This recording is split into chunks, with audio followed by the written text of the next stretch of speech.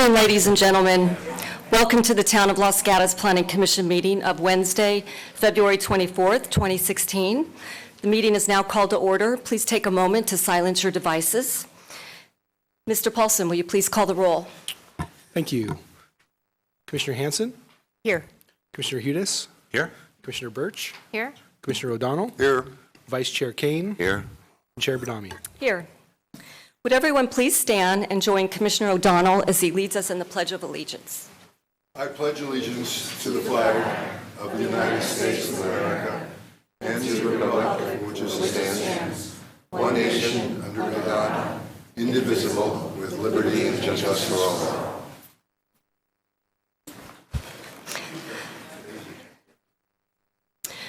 The Town of Los Gatos strongly encourages participation in the public process. To speak on any item, please complete a speaker's card located within the benches. I understand we're running low on cards. We are distributing pieces of paper for which you can write your name and address down so that I can call your name when you're ready to speak. You can turn the paper or card into staff who is circulating throughout the room. Matters pertaining to agenda items will be heard during the itemized public hearing. Matters not on the agenda will be heard during the verbal communication period. Commissioners received desk items for item number 6 tonight. Have the commissioners had an opportunity to read the correspondence? Yes. Yes? Items number 2 through number 5 are requested to be continued. Do we have a motion to continue? So moved. Seconded? Second. All in favor? Aye. Approved. In addition to their service on the Planning Commission, members also serve on various town committees. Are there any reports from commissioners? Commissioner O'Donnell. Commissioner Kane and I and 3 other members of the Historical Preservation Committee met earlier today and later today too. We considered a number of matters. 213 Tate Avenue, a minor residential development permit. That request was denied. We considered 529 Monterey Avenue to remove property from the Historical Resources Inventory. That request was granted. 136 Tate Avenue, a request to modify a previously approved matter, and that was partly approved and partly not approved.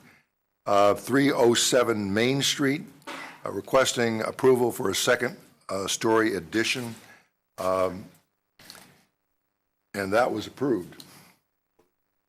Yeah, and final 50 University Avenue. I don't see Monterey here. We had one property on Monterey which I don't see on the agenda, and that was to remove a property from the historical review list, and also to permit the tearing down of that building, and that was approved. And that's the end of my report. Thank you, Commissioner O'Donnell. Anyone else? No? All right. Verbal communications. I have cards up here for which there's no agenda item referenced. So if anybody would like to speak to us on an item that is not on the agenda, please come forward. I do have a card for a Sandy Moaked regarding the North 40. Is there a Sandy here? Yes. Okay. No, it's not. You can speak on it.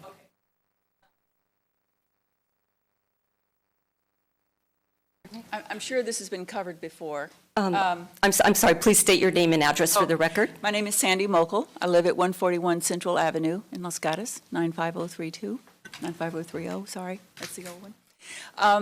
As I said, I'm sure this has been covered before, but I guess I just wanted to hear an answer. As I drive up and down Los Gatos Boulevard all the time and through town, it seems like the thick building close to the street, very tight development just doesn't fit with what the town plan is, and the North 40 particularly is just massive. I don't understand why the town's allowing it. No answers, okay.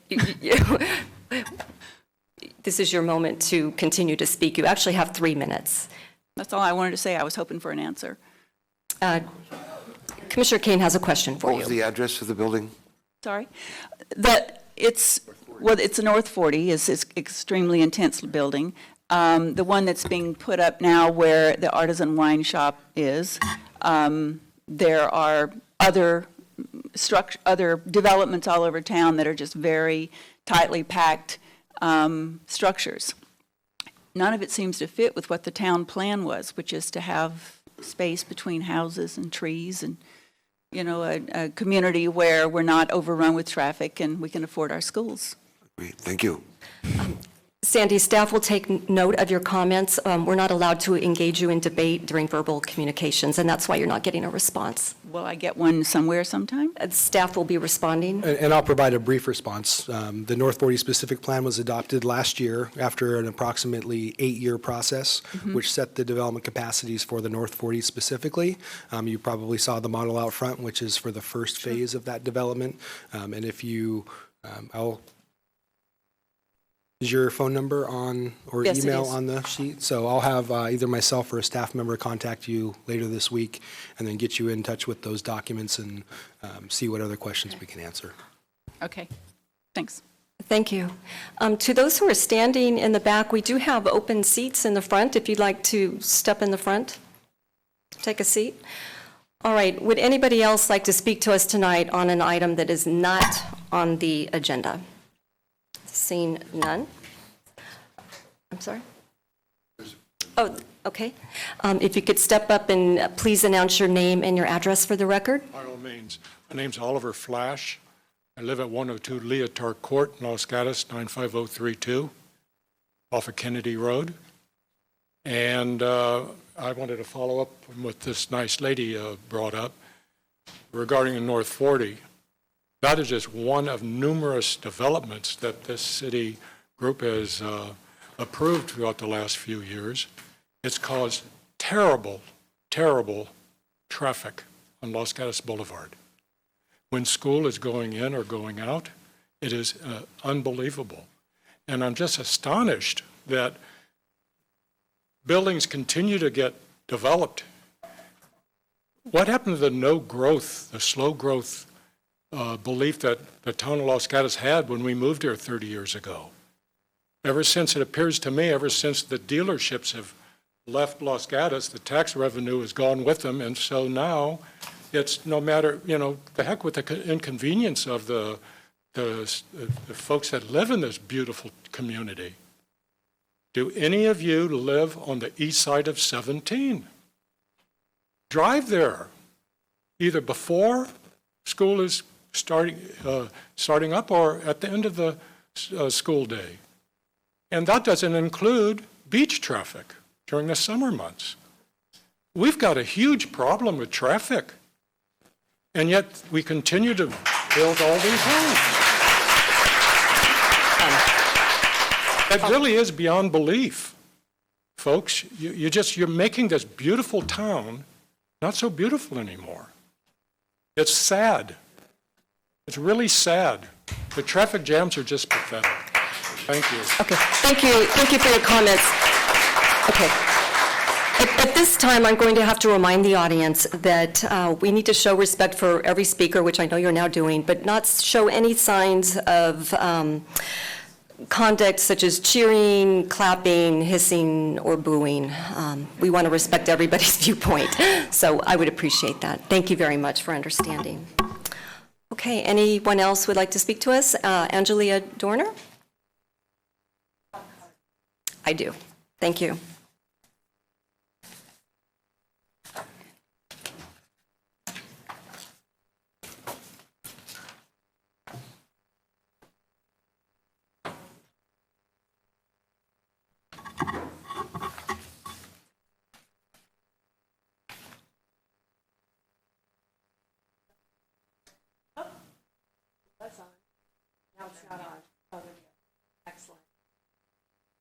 Hello, Angelia Dorner, proud resident of the Almond Grove. I just wanted to give you an update on what's been going on in the Almond Grove. As most people know, it is in the heart of downtown. And for those of you who say you don't know, all you have to be reminded of are the state of our streets and sidewalks. And most people say, oh, yes, of course I know where that is. I just wanted to give you an update that 3 years ago, the town actually started discussing redoing our streets and sidewalks once again. And a lot has gone on since then. At first, we were told that only 2 streets would be done, and it would be another 10 years before any other streets were going to be considered. The residents were very upset since we were told that back in 1980.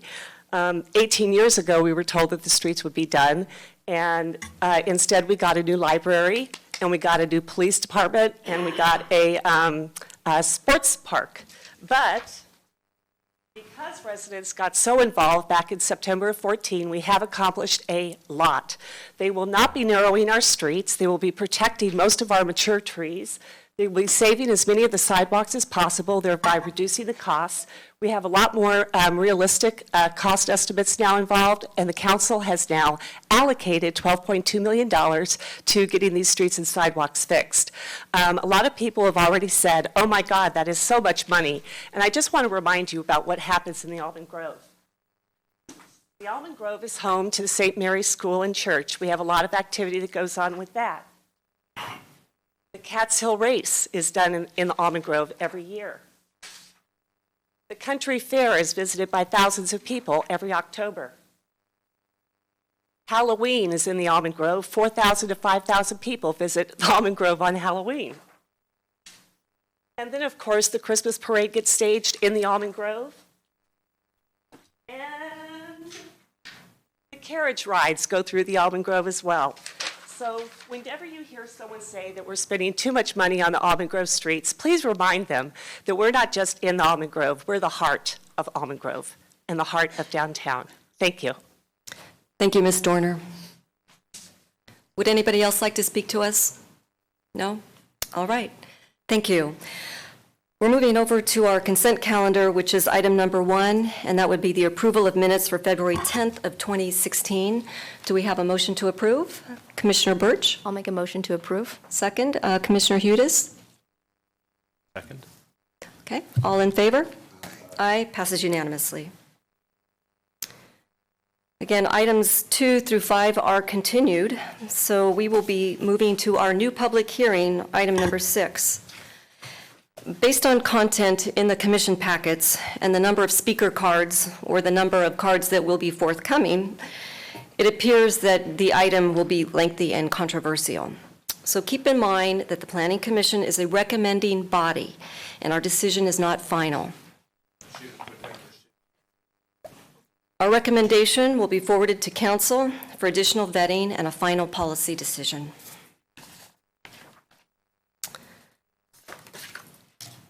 Item number 6, 16212 Los Gatos Boulevard, Plan Development Application PD-14-001, Mitigated Negative Declaration ND-14-002, requesting approval of a plan development to rezone the property from CH to CHPD, demolish an existing commercial building, and construct 11 single-family residences on property zoned CH.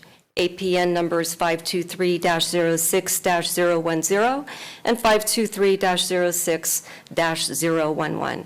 May I have a show of hands from commissioners who have visited the site? Are there any disclosures from commissioners? Seeing none. Ms. Mosley, I understand you're ready to provide us with the staff report. I am, thank you. The proposed application, just as you had mentioned, is for a zone change from CH, which is our commercial highway zone, to CHPD.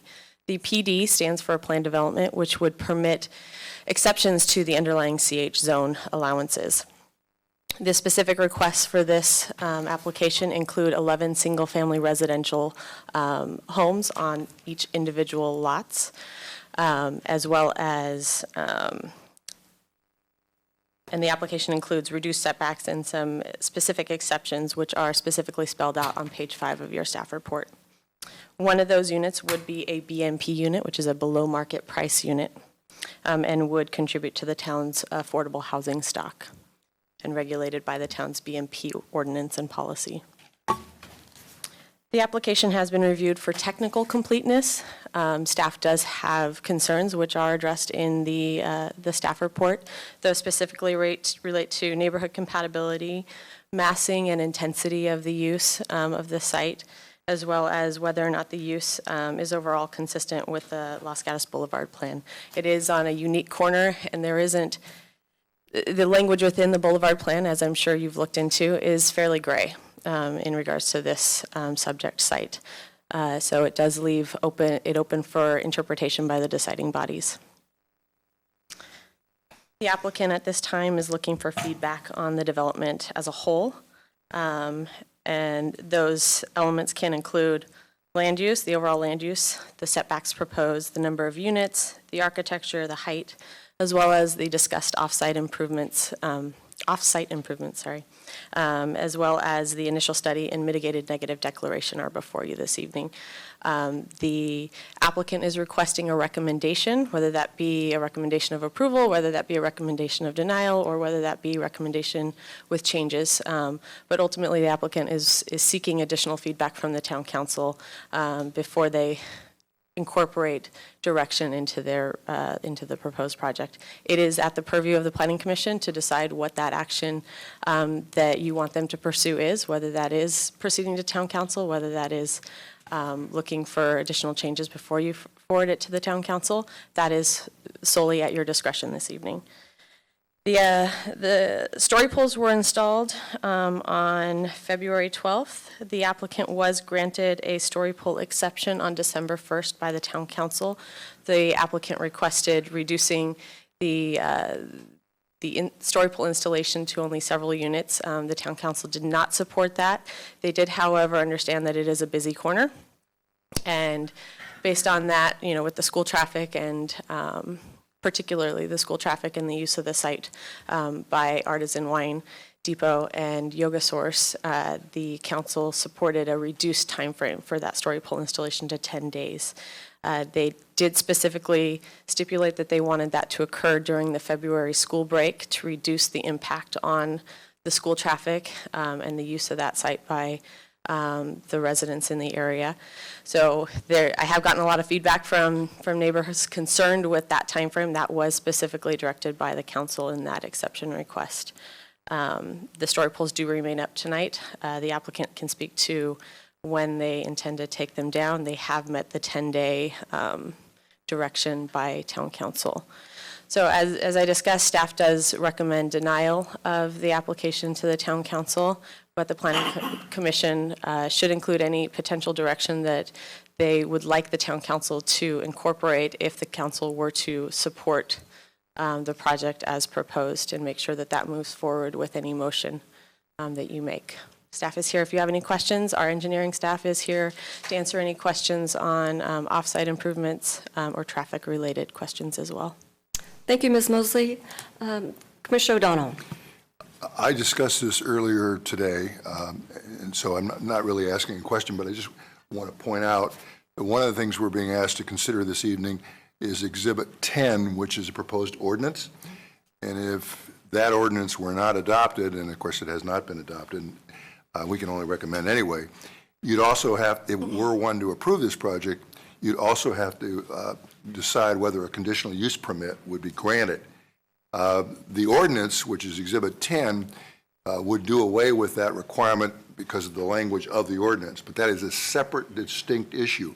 So we have the option of either recommending approval of that or not recommending approval of that. That is not really very clear from the report, but I just want to make sure everybody was aware of that so we can focus on that too. Ms. Mosley, did you want to respond to that? I'd like to clarify. The underlying CH zone does allow residential use through a CUP. The applicant is not requesting a CUP, and staff is not recommending a conditional use permit, nor is it a development standard within the PD ordinance. There is no requirement for a conditional use permit if the ordinance were to move forward as proposed. But the underlying CH zone does allow residential use conforming to the required setbacks of the CH zone through a conditional use permit process. Commissioner O'Donnell? want to make it fairly clear that if you didn't adopt this ordinance, you would have to consider a conditional use permit. And if you had to consider a conditional use permit, you would have a different standard before you could approve the project. So I consider that significant. I see no reason why one would adopt, well, I won't speak to that. I just think we should have to be careful that we separate those two issues. So that's all. And I'd just offer that Commissioner O'Donnell's statement is correct. If the ordinance is not adopted, someone could come forward with a different project that had different standards and different site layout through a conditional use permit process. Thank you for the clarification, and thank you for pointing that out, Commissioner O'Donnell. Commissioner Hanson had her hand up next. I just had two procedural questions. In our packet, there was minutes from two previous Conceptual Development Advisory Committee meetings, one in 2011 and one in 2013. In the 2013 was from the same applicant. My question is, was there a reason that there wasn't another view by the Conceptual Development Advisory Committee before this coming here? So the CDAC is a informational body. There's no requirement that once they got that feedback that the revised project would have to come before them again. The intent of the CDAC is to give that initial feedback for the applicant to do what they can to address in what they ultimately propose. Okay, I understand. My second question is about the actual PD. As mentioned in our packet, there has been work on looking at the plan development structure by a study committee, and it's not yet approved by Planning Commission or Council. So that being said, for a decision making tonight, the standards for the deciding body and recommending body on the PD, I think were on page 4 of the report, because it wasn't in the findings what the criteria were for approving the plan development. The findings that you are required to make on a plan development application are included on page 2. So there isn't specific findings for the plan development, just that it's consistent with the general plan and the Los Gatos Boulevard plan and the residential design guidelines as noted. Okay, on page 4, it says, the town code states the purpose of a PD is to provide for alternative uses and developments that are more consistent with site characteristics, to create an optimum quantity and use of open space, and to encourage good design. So that's not criteria for deciding the PD? Those are not specific findings or documented considerations They're that goals. you have to, yes. Okay, thank you. Commissioner Birch? I'm sorry, if you could hold off one moment. Did you want to say something to us? Yes, that the language on page 4 comes from the intent of the plan development, so that certainly can be part of the consideration. If you don't believe that the proposed application meets the intent of a PD ordinance, then that can be part of your consideration, but it is not a specific finding. Okay, thank you. Thank you, Mr. Paulson. Commissioner Birch? Okay, my turn. One of the things that you mentioned that we would be discussing potentially today is the architecture. However, it's my understanding, just to make sure I'm very clear, that all we would be recommending towards council is about the plan development and the negative declaration. Because obviously the architecture is very tied to what we decide to do with the site. So if by any chance this moved forward, we would be seeing an additional site and architectural application, correct? So the PD ordinance as drafted has the development review committee as the deciding body on both the tentative map as well as the architecture and site. That is fully under your purview to change. That was stated that way based on previous approvals of other projects. So that's where we start from, but it is fully under your purview to change that. The architecture is shown fairly clearly on the development plans, which are referenced as an exhibit to the PD ordinance. So you want to be careful and make sure you reference any changes to that you specifically want incorporated, if any.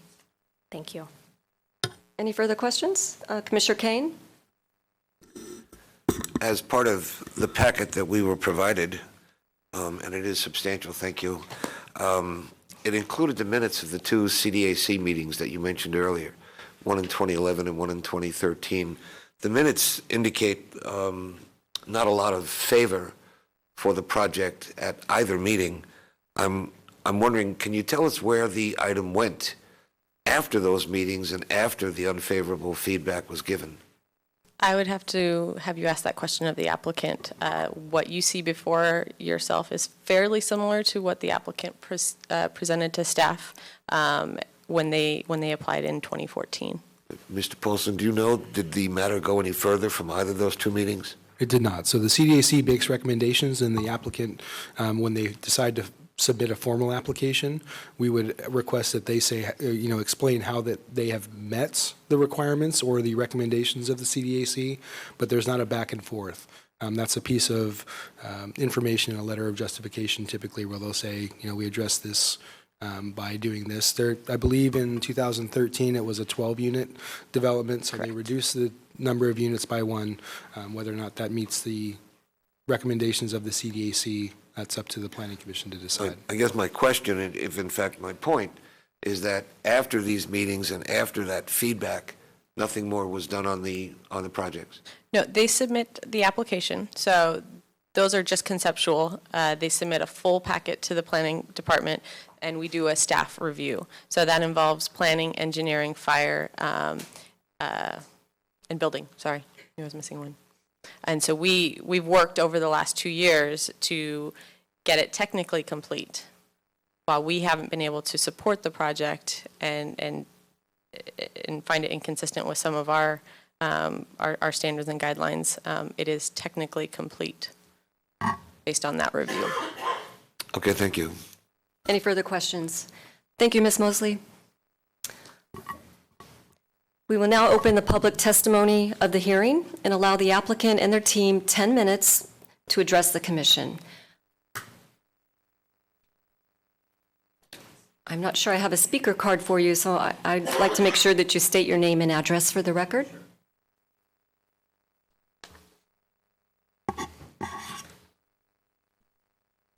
Good evening. My name is Scott Ploutz.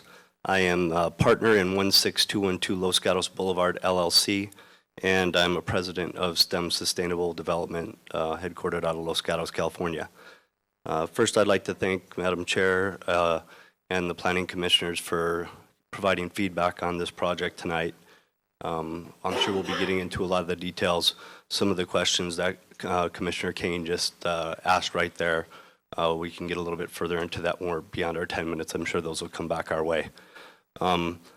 First, I would just like to say that we are really looking for feedback so that we can move this through the process and get more clarity.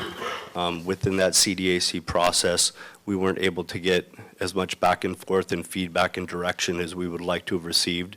So that's why we've moved it through the process to get the Planning Commission, where we could get community feedback and feedback of the commissioners to help us understand what the best land use would be for this and the right use of the property in general.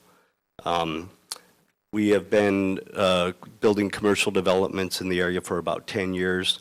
I've been living in Los Gatos and in the area for the last 20 years.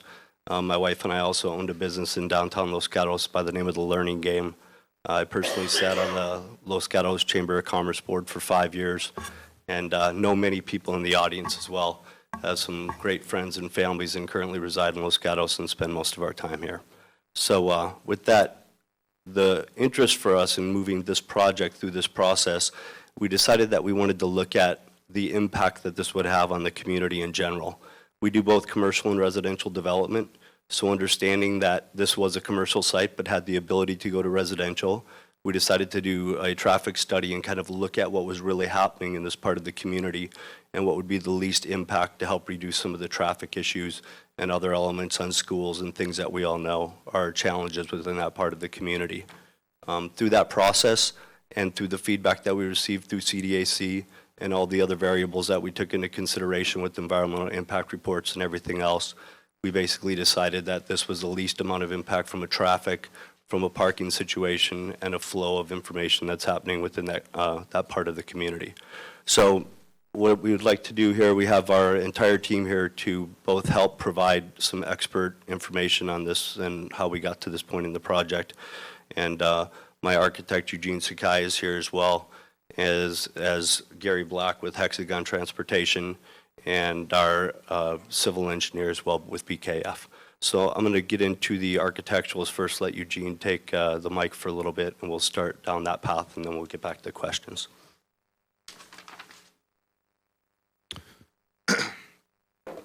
Thank you, Scott. Thank you, Commissioners.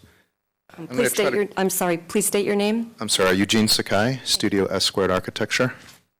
I'm going to try and quickly run through some slides here in my remaining time, 7 minutes, and give you a little bit of history on how we arrived at this concept. As Scott said, we are here to solicit feedback and your collective wisdom. So with that in mind, the first few slides represent some of what has already been discussed, which is some of the CDAC presentations that were made by both our team as well as previous teams who have looked at this site. So I think I have a misprint there. The first few slides are from the 2011 CDAC presentation, where we were looking at the applicant at that time, which was not us, was looking at an all-residential development. They looked at several different configurations. This one was a 20-unit project with one point of access off of Shannon Road, parking access off of Los Gatos Boulevard. A second scheme with a winding driveway with one entrance point on Shannon, an exit point on Los Gatos Boulevard, and 16 units. Another option with 12 units, again, the 2 curb cuts.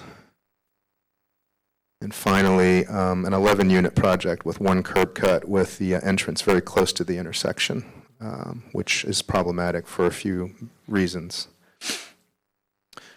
This is our initial application from 2013, where we proposed 12 units, 1 curb cut, and a fire truck hammerhead turnaround.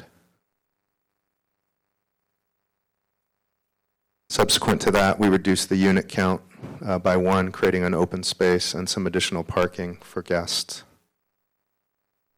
And what you see here is our current proposal, which is, again, 11 units, the open space, no hammerhead, as we were told by fire that was really not something they really needed, and that enabled us to move the single egress point away from the intersection, which helped with some traffic concerns.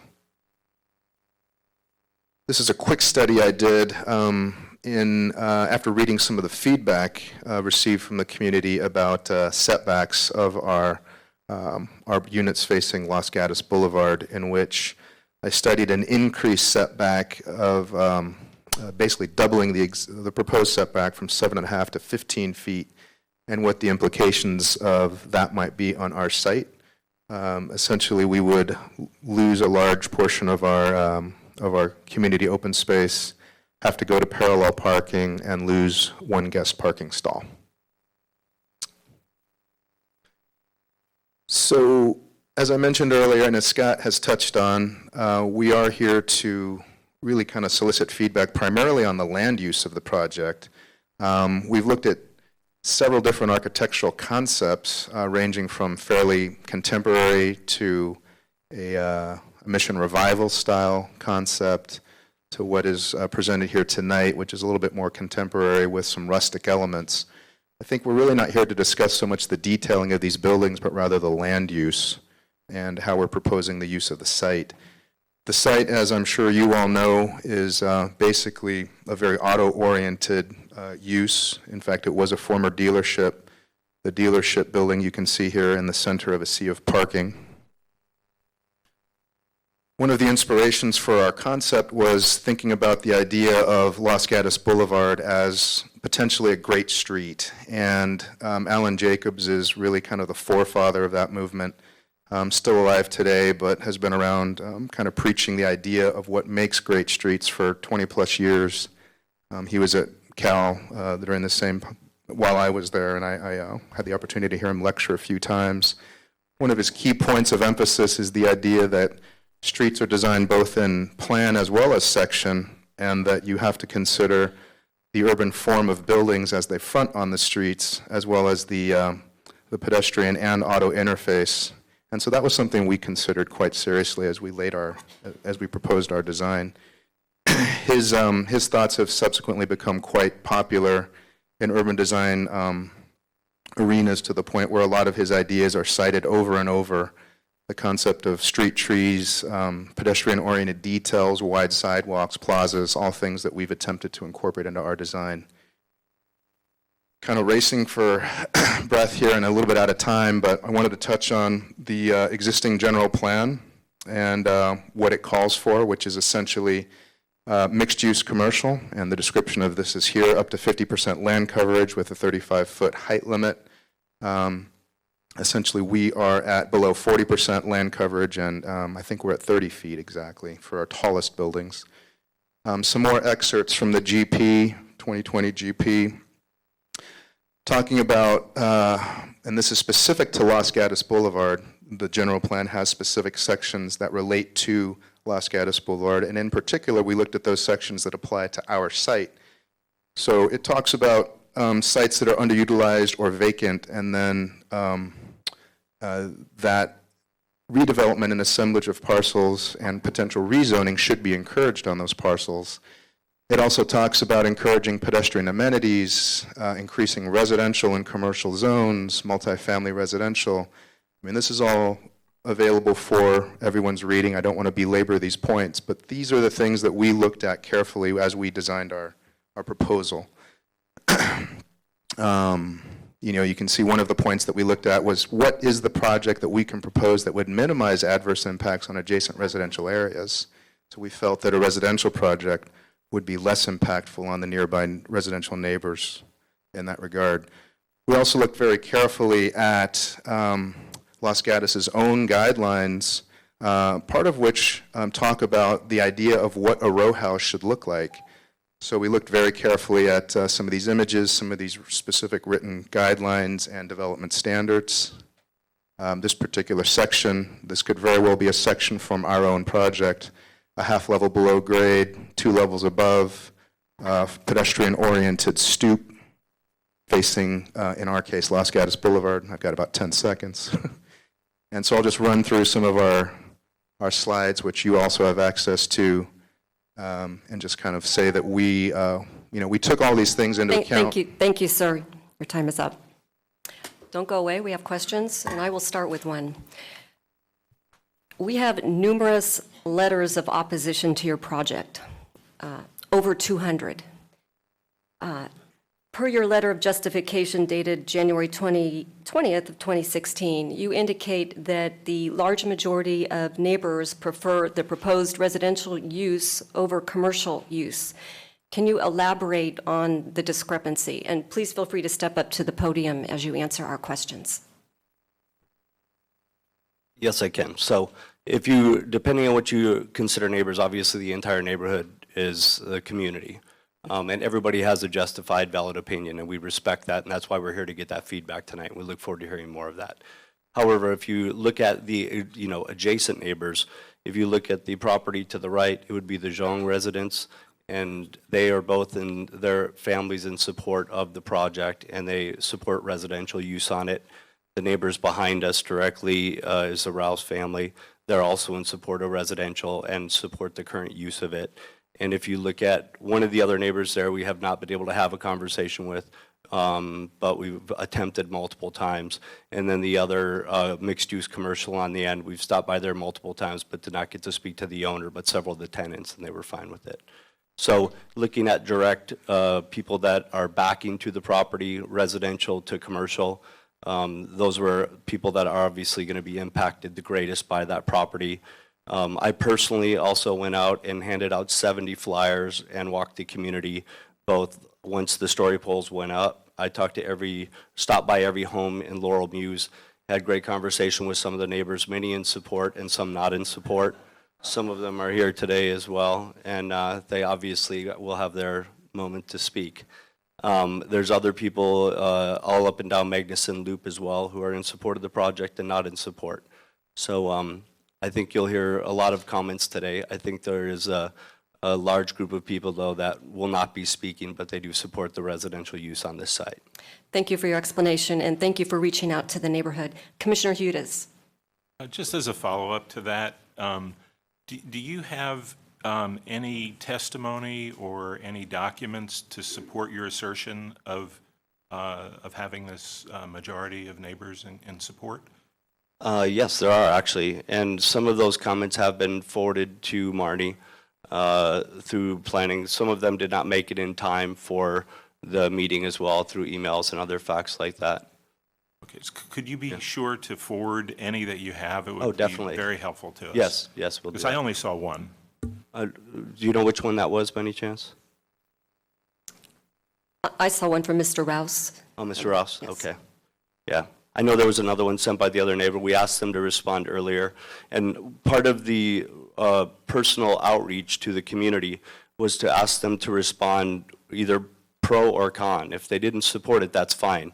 What we're really trying to get through here is a process to understand what is best utilized on this lot for the community. So through the CDAC process and every other element of this process, we're unable to get enough feedback to provide a solution that was viable for both the town, for us to get support through a PD process through the staff, and for what we were trying to understand what would give us some better feedback. So the intent of being here is to actually understand better what the Planning Commission would like to see at this site and hear from the neighbors.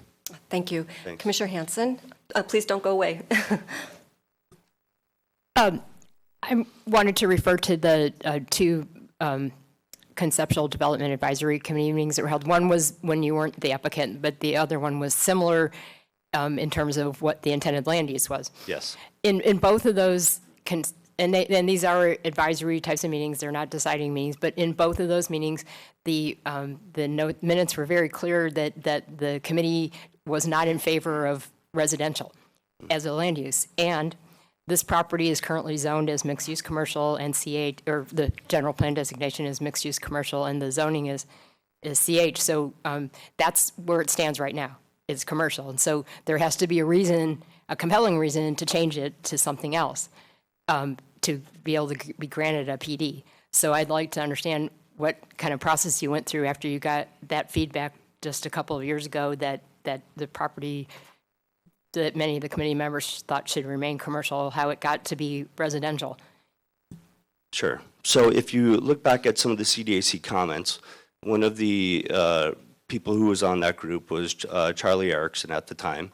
When he saw our proposed concept, he said that was the best utilization of the lot he had seen through any of the other people who'd been through a proposal.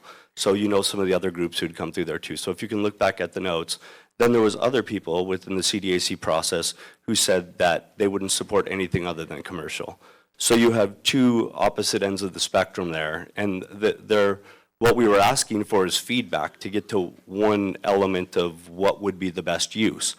By getting somebody say this is the best use they've seen and somebody saying this is kind of a no from the get-go, that doesn't give us a lot of guidance to get through a process and make a good decision. So when we went through the process and then we continued to look back at historical information and then the second round of the CDAC, which is when my team went through the process, we were trying to figure out a way to get to a point where we could get valid feedback from both Planning Commission and the community to help make the right decision. Once we did that, we decided to look at doing a traffic study. And when we did the traffic study, what we'd realized is that the least amount of impact on the traffic situation and the parking from that lot would be the best impact for a land use perspective. So through land use analysis and looking at that, this would still be the best land use. If you look at it for a residential use, it's still 33 trips per day. If you look at what's on there right now, and it's not even fully optimized right now, you have Artisan Wine Depot on there, plus we have 44 spots leased to Yoga Source that rotate out every hour. So they're not full, but you have a lot of ingress and egress and trips per day that are happening on site that still have a greater impact to the community. And that's outside of the auto dealership. So when you look back at 2006, the Town of Los Gatos Town Council decided that any old historic auto dealerships would go through a PD process. And we're following that since the beginning of the process to move through that process and try to understand how we get to the best solution for the community. Okay, I thank you for the response. I don't know that I got an answer to my question. First of all, Commissioner Erickson's comments were not in the CDAC minutes, so now there was a couple references to it might be appropriate to do residential if it were different than what was proposed. But generally, both of those committee meetings from 2011 and 2013, which were both for over 10 units, were generally in disfavor of those proposals. Back to your comment about the traffic study, aside from doing a traffic study, there's a lot of criteria that the Planning Commission and the Town Council use to look at what the best land use is, and traffic study is just one of them. What other uses did you consider for the development, and what other factors did you look at besides just the traffic study to determine that you thought that the residential was the best use? So I guess the first thing I would say to that about traffic, when you looked at any feedback that came from the site, the way that how we looked at the three largest points of impact for the site were going to be traffic, parking, and then schools, and in that order based upon the feedback that we had received. In looking at that, I would also probably say that the first person who stepped up to the mic tonight and made a comment about traffic challenges in our town, and everybody clapped and was warned that that's inappropriate. I think that would reiterate that traffic is a major concern on this intersection, and we all know this. So outside of that, in moving through the process, we also looked at mixed use. The site is just not large enough. It's 0.94, just under an acre. It's not large enough to both do residential and have enough parking on site for commercial use at the same time. So in looking at that, we could do commercial on this. And if you so choose that you want us to do commercial, we'll flip it back and we can do commercial. We just know that through the analysis and looking at the data points, and when you get into looking at, if you look at the environmental impact report that was done, and you'll see no impact or minimal impact or less than substantial impact pretty much across the board. This is one of the least impactful elements in ways that you can utilize this site through residential. And if it was commercial, there would be the same traffic issues that it would currently have if it was an auto dealership or if it was in its current site right now of how we're utilizing the property. And that's fine, we can do that. But we still believe this would be the least amount of impact. And it comes more to, and the reason why we'd asked to have you look at the site usage and land usage on this and then provide feedback in outside of just the architectural elements. But if this is something that can be utilized in this manner, that's great. If we get feedback today and you decide that you don't think we should pursue residential on this, then that plan gets scrapped and we go back to commercial and find the best commercial usage. But we do believe this is the best solution with the least amount of impact to the community and the neighbors. Thank you. Commissioner O'Donnell. On August 26th, the town architect sent you a letter making suggestions on the project. To the best of my knowledge, you have never responded to those comments. Did I miss something? Which, of what year was that? 2014. Eugene, I'm looking at the letter from Mr. Cannon right here. And as I understand it, you're floating this thing by us. You say you haven't gotten any feedback, but I'm looking at his letter of August 26, 2014, which I, unfortunately, believe that you are deferring, and I don't quite understand your process. So can anybody respond to why you haven't said anything to our architect? It's not due to a disrespect for the process by any means. I think I've worked with Mr. Cannon on any number of projects in many different cities. I find his comments to be cogent, spot on. You know, he's very experienced. I have infinite respect for his opinions, and I think his points were well taken in his commentary.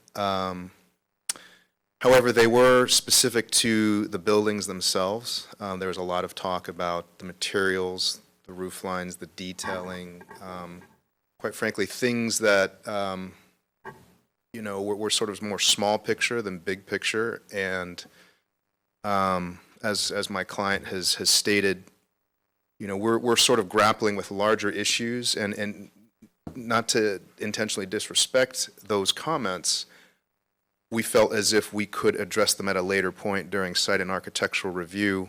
Once we knew what the use was, we quite frankly made a conscious decision to try to get to this body, to this meeting, as quickly as possible, so we could, as I stated at the outset, hear the collective wisdom of all citizens gathered here. And I'm an architect, and I can design this project in any style that the good citizens of Los Gatos see fit. I don't think that's really our issue here, and that's really not the question we're asking for you to answer tonight.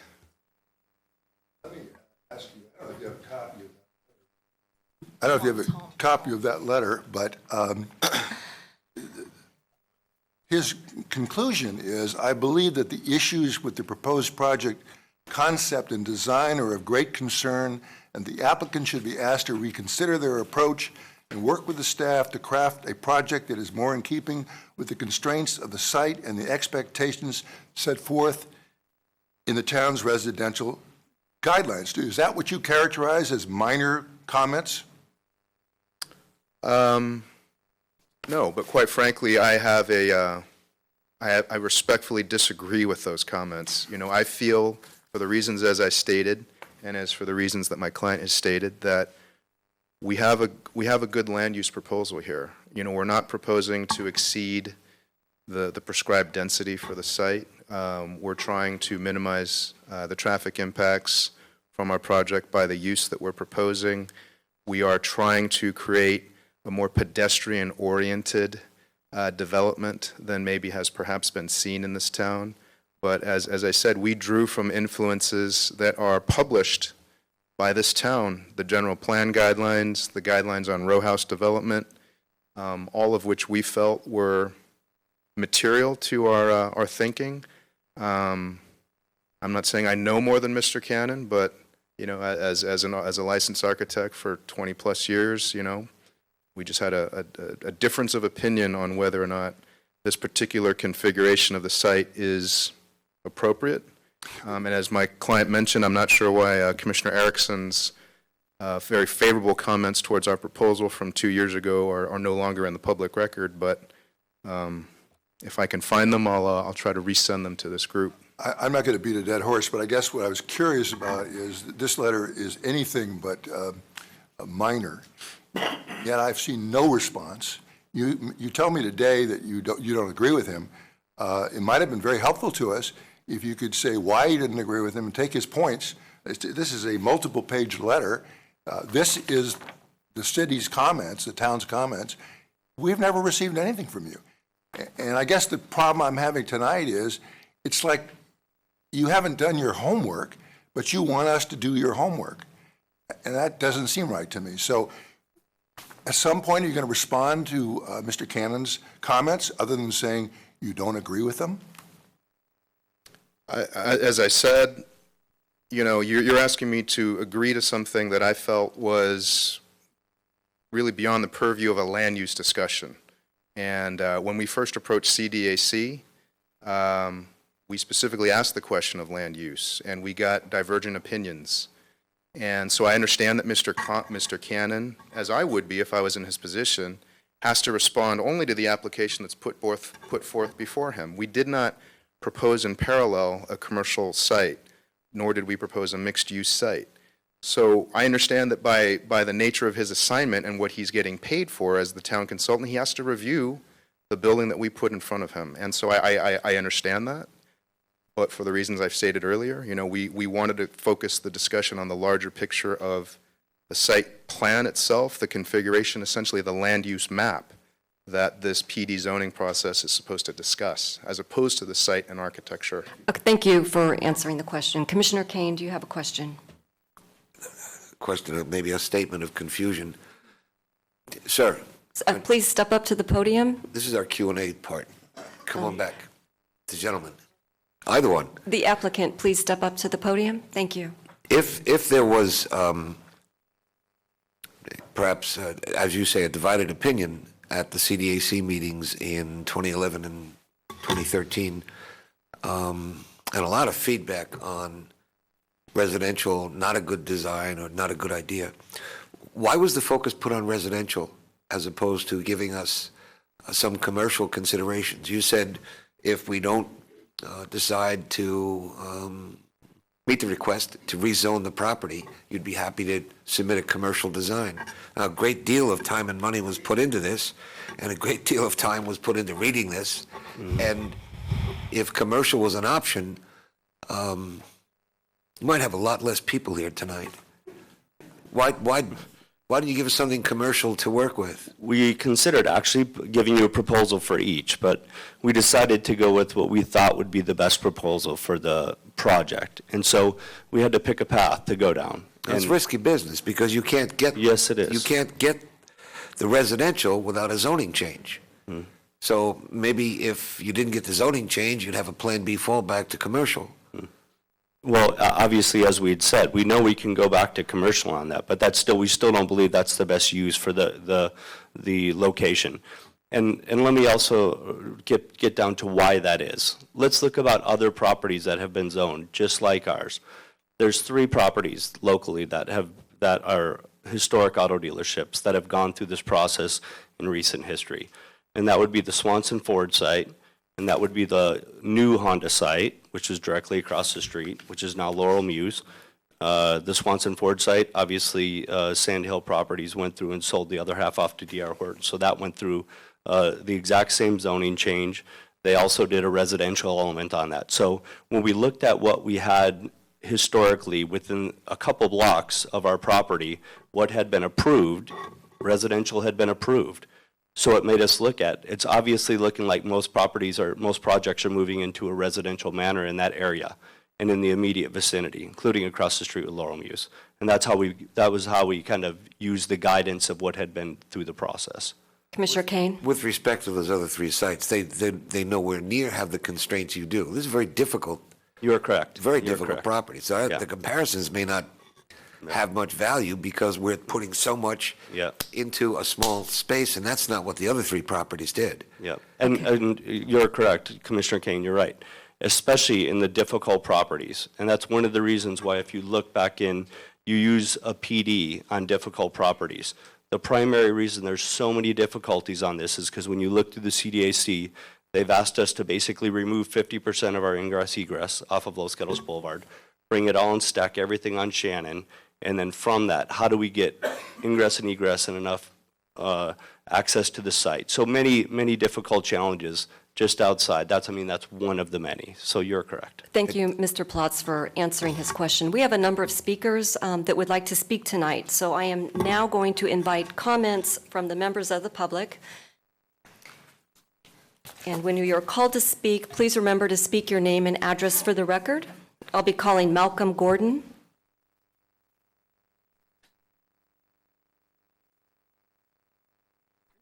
Yeah, okay. I'd like to point out that due to the number of speakers tonight, if you hear a speaker represent a point of view or a topic that you are in agreement with, and it's your turn to come up to the podium, you can simply state that you agree with speaker such and such, and that would reduce some of the time that we might be here tonight. So we will start with Malcolm. Yeah, Malcolm Gordon, 106 Robin Way, Los Gatos.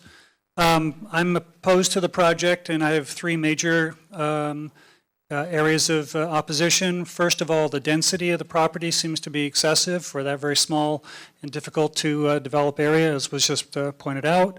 The view from Los Gatos Boulevard appears to be very massive, with very little space between the sidewalk and the back of those buildings, which are going to be very tall and kind of monolithic, kind of ugly and not fitting with the rest of the Los Gatos Boulevard appearance. And then I think the entry and exit onto Shannon Road is going to be a real problem. That's a very difficult intersection as it is, having cars coming out of there, backing up people coming down Shannon, taking kids to school. You know, that intersection there with Roberts and Shannon is offset, so it's a real confusing intersection, and to add more to that, I think will really create big traffic problems. So those are my main points of opposition to this proposal. Thank you, Mr. Gordon. Are there questions of Mr. Gordon? Seeing none? All right, I'm going to call the following 3 speakers so that they can line up and get ready and come possibly closer to the podium. And I'm going to start with Maria Gerst, followed by Momoki Sasaki, followed by Robert Rice. Hi, I'm Maria Gerst. I'm at 16639 Shannon Road. I am just down the street from the proposed site, and I want to say that I agree with the gentleman who just spoke, Robin, and I'd like to go on record to say that I have the exact same feeling as he does. Thank you, Maria. Any questions? Thank you. Momoki Sasaki?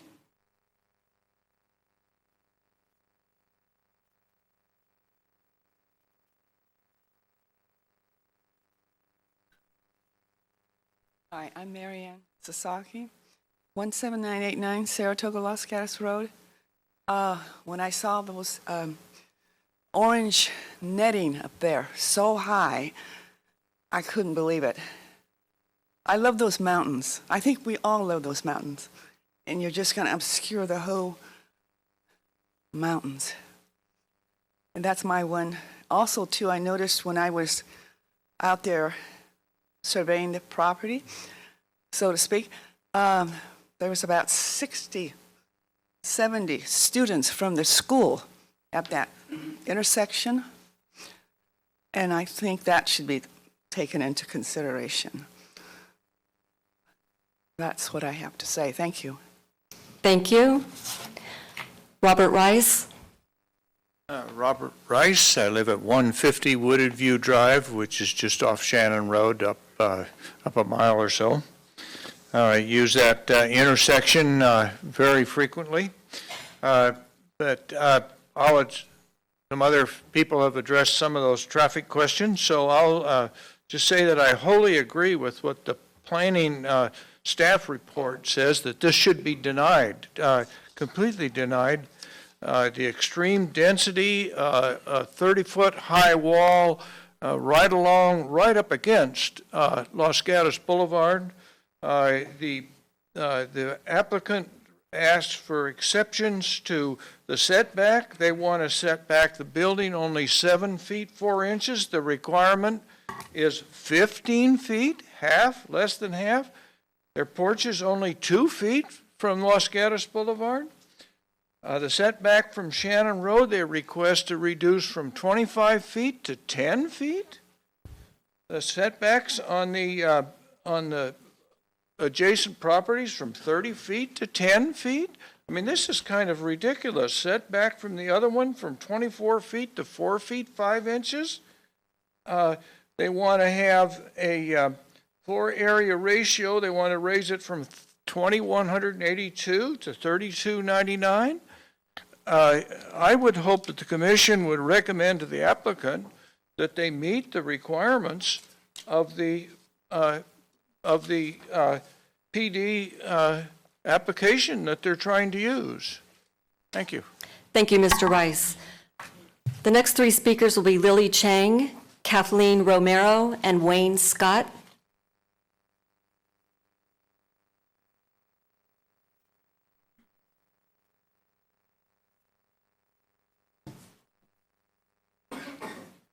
I am Lily Chang, address 16788 Shannon Road. I am directly across the driveway facing the project. Robin said the density, but I want to address what the applicant said. He is looking for residential use, not commercial use, and this PD zoning. I think in the neighborhood, my personal feeling, yes, I like residential use over commercial use. But the point is not 11 houses and not this type of arrangement. The traffic at that intersection is incredible. Living there, you see there are two schools, the Meter School and the Fisher School. Two school kids at the intersection going back and forth. Just looks so dangerous, you know, and every time I come off my driveway, and I have to look really, really careful. I try to drive out instead of back out, okay? And there are, in addition to the school kids walking around, you know, the Orange Theory, the fitness center, now in the corner.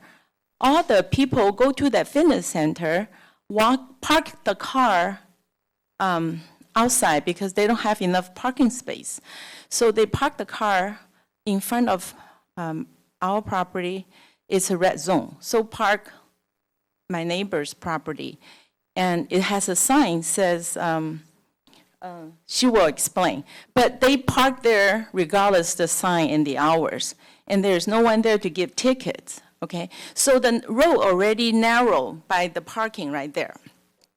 And all the people at Yoga Source, they used to park on this lot. Now they cannot park on that lot, so they also park on Shannon Road, continue. So the Shannon Road is already narrow by one side parking. Okay, and then, you know, the amount of traffic coming out to Shannon, they are from all the feeding streets and also from the mountain. And I know for a fact, a lot of San Jose people, my friends included, they come from Hicks Road so that they don't have traffic light like Blossom Hill.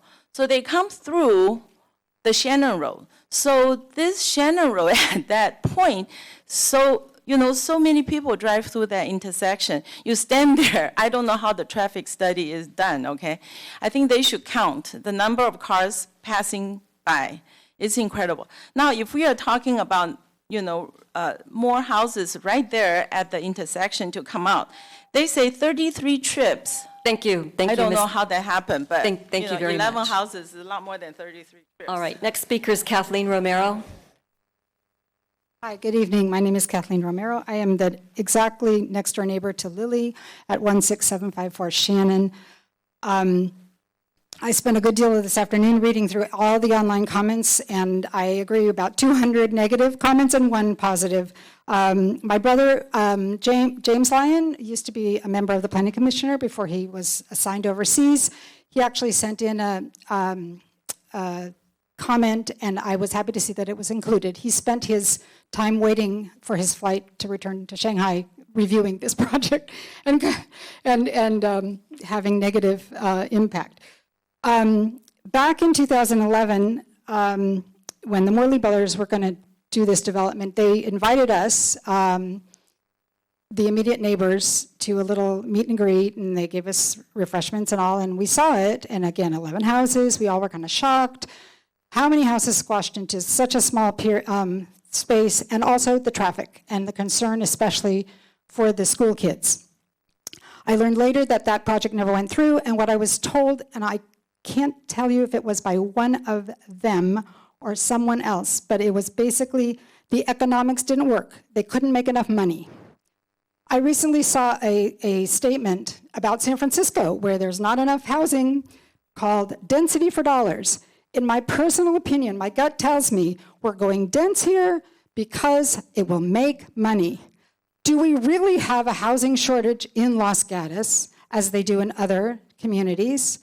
I'm not sure. No one's placed that in, but we do have traffic issues. We have overcrowded schools, and we have quality of life. And, you know, it's funny because I think, yes, this may be pedestrian friendly because the only way you're going to be able to move around there and get over to Lenardi's is by walking because the traffic is going to be so heavy. I also, as Lily does, have problems coming out of my driveway onto Shannon Road. People will park along there where it's marked clearly weekdays, Monday through Friday, from 7 a.m. to 6 p.m. Yesterday morning, I went out at 9 a.m. and took a picture of 4 different cars and their license plates, which I could happily give to the police, that were parked in a no parking zone. So you have 30 seconds. There you go. I don't support this. I think maybe 4 or 5 houses of a smaller scale, you know, like a neighborhood would be lovely, but not 11 high-rise houses. Thank you very much. Don't go away. We have questions for you. I'm sorry. Commissioner Birch. Sorry, just a quick one. Your neighbor had said that she definitely would prefer residential over commercial on that site. Do you share those feelings, or do you have an opinion either way? I think it would depend on the nature of the commercial. I was really leery when the Artisan Wine Depot was proposed, and have come to appreciate them as a neighbor. They drive very little traffic, and they're sharing that parking space. On the other hand, right behind me is a totally empty, mostly empty Calvary Baptist Church parking lot, where if we have parking issues, there's maybe some cooperative things that could be done in the neighborhood. It would depend on the nature of that. And again, but residential of this density is not something I'd like to see. Thank you. Thank you. Commissioner Kane has a question for you. Just an aside. Yeah. We received many letters talking about the people who park no parking on Shannon and on Pine, one of the other streets that has what? All of those streets. Oh, yeah. We heard earlier that the streets were being paved in concrete on only 2, and there's many other streets to go. It's a very expensive process. Oh, no, that was Almond Grove. My point being, we need to raise money. Okay. So if you would turn those pictures over. Oh! Okay. I have contributed to the general coffer. I don't see why they shouldn't do it. Okay. Okay. But seriously, I think I have the time and date, I hope, on my... Mr. Paulson, I did receive a lot of letters about signs being ignored and neighbors being inconvenienced, and maybe we could talk to the chief about looking into that. We will reach out to the police department. Yeah, thanks. I mean, I can work around it, but they are breaking the law in theory. So it would be, yeah. And you're right, you need the revenue, so there you go. Any further questions? Seeing none, thank you for your comments, Ms. Romero. That's it? Appreciate it, yes. All right, we have Wayne Scott. Hello, my name is Wayne Scott. I live at 108 Magnuson Terrace, just around this corner from this proposed proposal. So I am definitely opposed to this. I think building 11 residences in this location is a bad idea for both the existing residents and also for the residents that are going to move in there. The first thing I'd like to, I was looking through these reports. I'm kind of new to all this stuff, so it was kind of interesting to see this comment that said the project would generate 171 fewer daily trips. Oh, by the way, I printed all this stuff out. I didn't get it in time to give all you folks, but I have 10 copies I can pass out. Anyway, so this is misleading, actually, because if you look into the report, you find out that this was based on a Hexagon Transportation report, which used a model trip data from a fully operational dealership in San Diego, right? It was not based on the actual previous use. This previous use was a used car dealership at one time. The main dealership was across the street. That's where the traffic was, not on this little plot of land right here. So this characterization about 171 fewer trips is misleading. You know, the calculations are correct, I guess, from a mathematical point of view, but the conclusion is wrong because the data that it was based on is wrong. Okay, second thing I want to bring up is the effect on Magnuson Loop. So it happens in the morning when Shannon backs up, folks will make an illegal right turn onto the loop. It says, illegal. It's not supposed to go. They make that illegal right turn onto the loop because they don't want to wait in line to go up to the Los Gatos Boulevard, and they cut through the Magnuson Loop. Magnuson Loop is not a 2-lane road.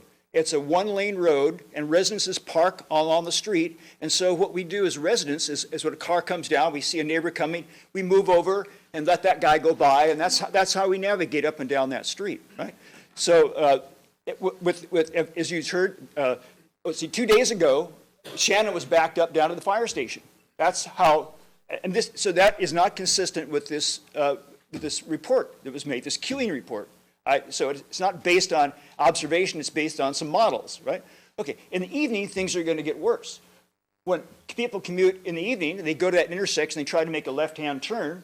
Some people have figured out, well, gee, I don't have to wait for the light. I'll just make a left turn on a Magnuson. So now we get the evening traffic coming down Magnuson, and when they go down and they turn on the loop and they make the illegal left turn onto Shannon, and none of these things are enforced because, the police, they've got a lot of stuff to do. This is not, really, I like this, the police department here, those guys are great guys. But that's what we're going to see in the evening. And these people, when they go down there, I've even had people flash their lights at me because I'm going too slow and I'm going home. This is incredible. So there's going to be a large impact on Magnuson, which is a parallel street. It's got, you wouldn't think that what's the effect of this place, but that's the effect that we're going to see. That's okay. Thank you for your comments, Mr. Scott. Your time is up, and we have no questions for you. So I will be calling. She's asking for the copy. You wanted to give back the... Yes, you I'm sorry that this is written up, it's kind of a jumble of stuff, but everything I said is contained in here, but it's probably maybe not in the same sequence. Thank you for the documentation. The next three speakers will be Heinz Shaw, Audrey Christiansen, and Jeffrey Aristide. And I apologize if I mispronounce anybody's names.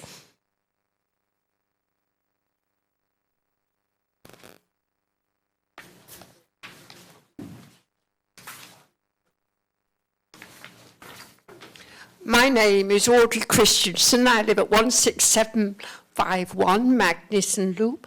I do hope the council will deny this obscene monstrosity that they're putting up on the corner of Shannon Road. Too much traffic, too many people, and too much going on in our lovely town. Thank you. Thank you. Yeah, my name is Jeffrey Aristadi. I'm at 102 Noble Court. I won't belabor, I agree with the speakers. I'm totally against it. I'm also agreeing with Commissioner Kane. I'm kind of miffed that based on all this history, they're going forward with residential and not having any backup plan. I mean, I'm just totally miffed that they would do that. But anyway, the bottom line is the density is just way over the top. Okay, thank you. Thank you. My name is Heinz Schuh. I pretty much agree with everybody else with the density and the traffic. Thank you very much. Thank you. The next three speakers will be Woody Needham, Ken Arendt, and Milas Curtis. Good evening. My name is Woody Needham, and I live in Azalea Way in Los Gatos. It appears there are three hurdles the developer has to overcome. Number one is a zone change, and I think that should be denied. This is an ideal commercial spot, not a residential spot at all. And if it is changed to residential, it is going to have the unintended but certain impact on our already overcrowded schools. The second thing is they want a PD, which by its very definition, is an excuse for exceptions to the rules. So not only do they want a zone change, but now they want exceptions to the rules. And the third thing, and they should not get that. The third thing is that the design of this thing is horrible, and I submit it, and I request that you deny this. Thanks. Thank you.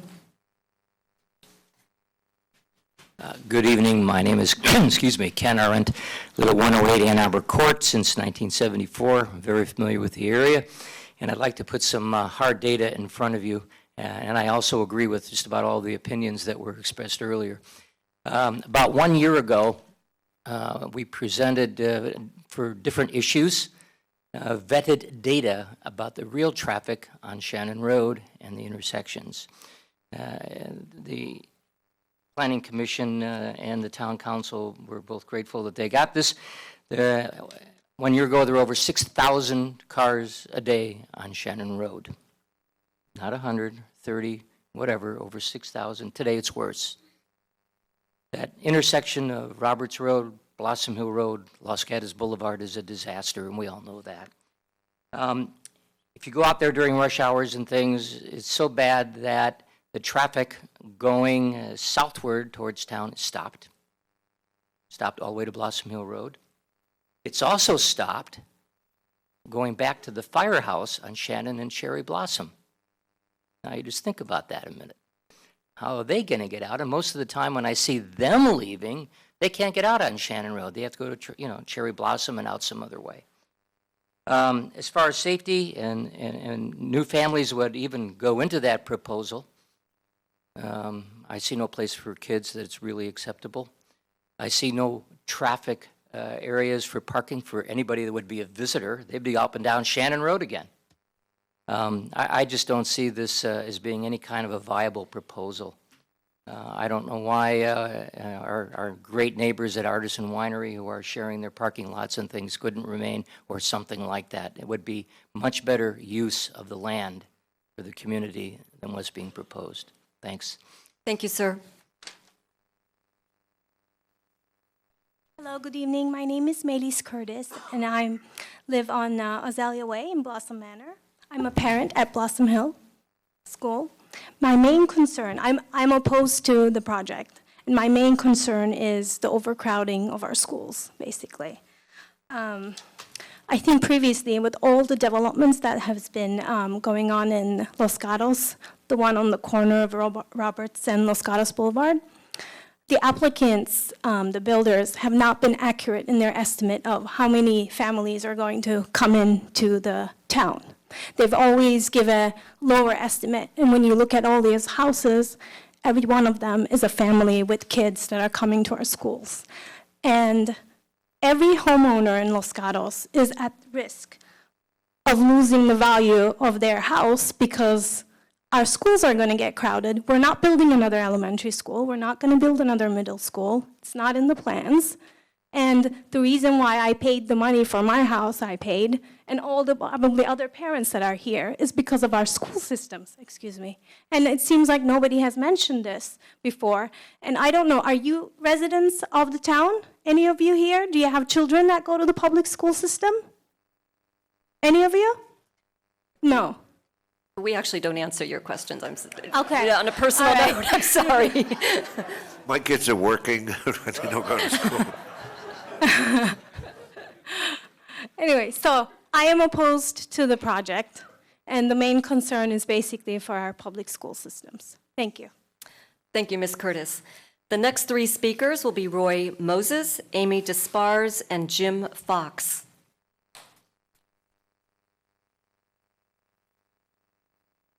Good evening, Roy Moses. I live at 16529 LaCroix Court. Lived there since 1979. And I moved to the town of Los Gatos because it was beautiful. And I'm into beauty. And this town was a beautiful place when I moved here 50 years ago. It's still beautiful, but we're all trying to make it ugly. And it's time to stop. You got to be thinking about what we're doing. We don't need 25 more houses on a corner of Shannon Road, which I travel every day, and see all these kids going on that street. Come up and drive on that street on the school day. See these kids. These kids don't pay attention to the white line. They're supposed to stay to the left of the parkway, et cetera. It's too crowded.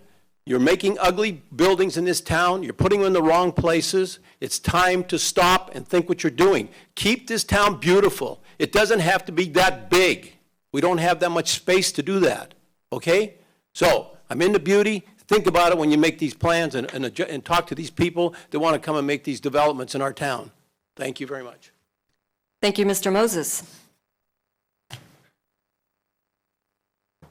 Hi, my name's Amy Despars, 267 Long Ridge Road.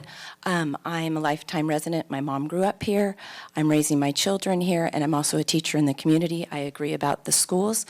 What I had written up was prior to everything you had said, but I'm going to still read it because I think it holds true, not just for this development, but for all the developments that are coming into our town. We have a lot of growth going on and a lot of things for you to consider. First of all, I thought it was very convenient that the story poles were up during ski week. That seems to be a pattern that I see with a lot of development here. It's in July when everyone's traveling, it's during ski week, it's during Christmas break, it's when people are busy and don't have the time to think about it. When those story poles went up, my phone, I was out of the country. I was getting texts, I was getting phone calls, and I was getting emails wondering what is going on in this town. What happened to the general plan for the Los Gatos Boulevard? Along with many other residents, they were asking, why are we not looking ahead to the other developments that are coming up and all the future possible plans? Something for you to consider is the traffic that will be coming, not just from this development, but from the North 40. That is going to be outrageous. I like to call Uptown where we live, where the North 40 is, we call it Uptown. The traffic from the North 40. What about the traffic from the 100 homes in the Guadalupe development no one's addressed yet that are going to be coming over Hicks Road? What about the homes that are going to be built where the Los Gatos Lodge is? Rumor has it has been sold and they want to put 400 homes there. What about the traffic from all these single-family homes that are getting torn down and 2 homes are getting built or 3 homes are getting built on the same piece of property? I'm asking that you consider that. Consider our schools are at max capacity right now. Families are having to drive their children up to Lexington. Los Gatos High School freshman class has 100 more students, the freshman class alone, 100 more students this year than last year. Consider the safety of our children, the cyclists, and our active community with all of this traffic. We voted for you to keep us safe. We voted for you to keep our community a community. We are asking you, your job is to listen to us, whether it is emails, and people are not hiding behind their emails. People are writing emails because they don't want to be here, but if you want me to have them all come here, all my friends who graduated, I can have them all here. All the parents in my community, I can have them here, but many choose to write emails, not hide behind them, but write them because they care about this community. So I'm just asking that you please, please, please consider not just this development, but all the developments that are coming up. Thank you. Thank you, Ms. Despars. We are reading and we are listening. Thank you. Commissioner Kane does have a comment for you. It's a question that starts with, did you know? So it is a question because I have to do that.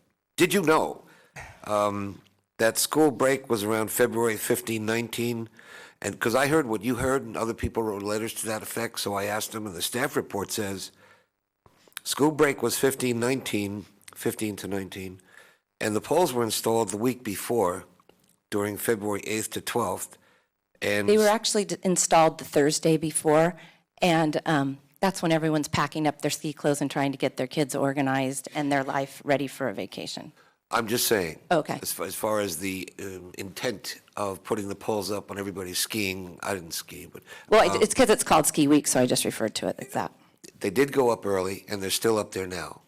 There was no intent to do it while folks were out of town. That's all I'm suggesting. That would bother me if that was the intent. So I asked questions, and that's what they told me. Okay, and the reason I said anything is because it has been brought up over many times, because most of the times when the story poles tend to go up, it is kind of ironic that it is around that. It's usually when people are on vacation. Thank you for your observation. Jim Fox.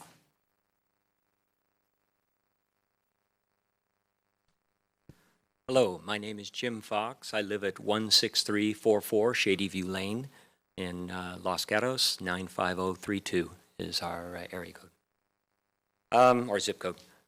Wanted to, most of what I've been going to say has been said, so I'll just read a little blurb from my email, which first thing I want to apologize to Ms. Mosley, because I addressed her as Mr. Mosley. Should have just used, so I apologize.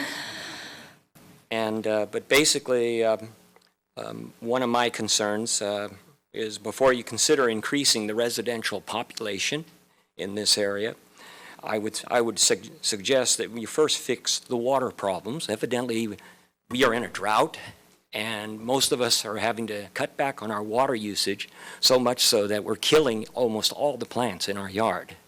And you're adding more residents to this area, which means less water to go around.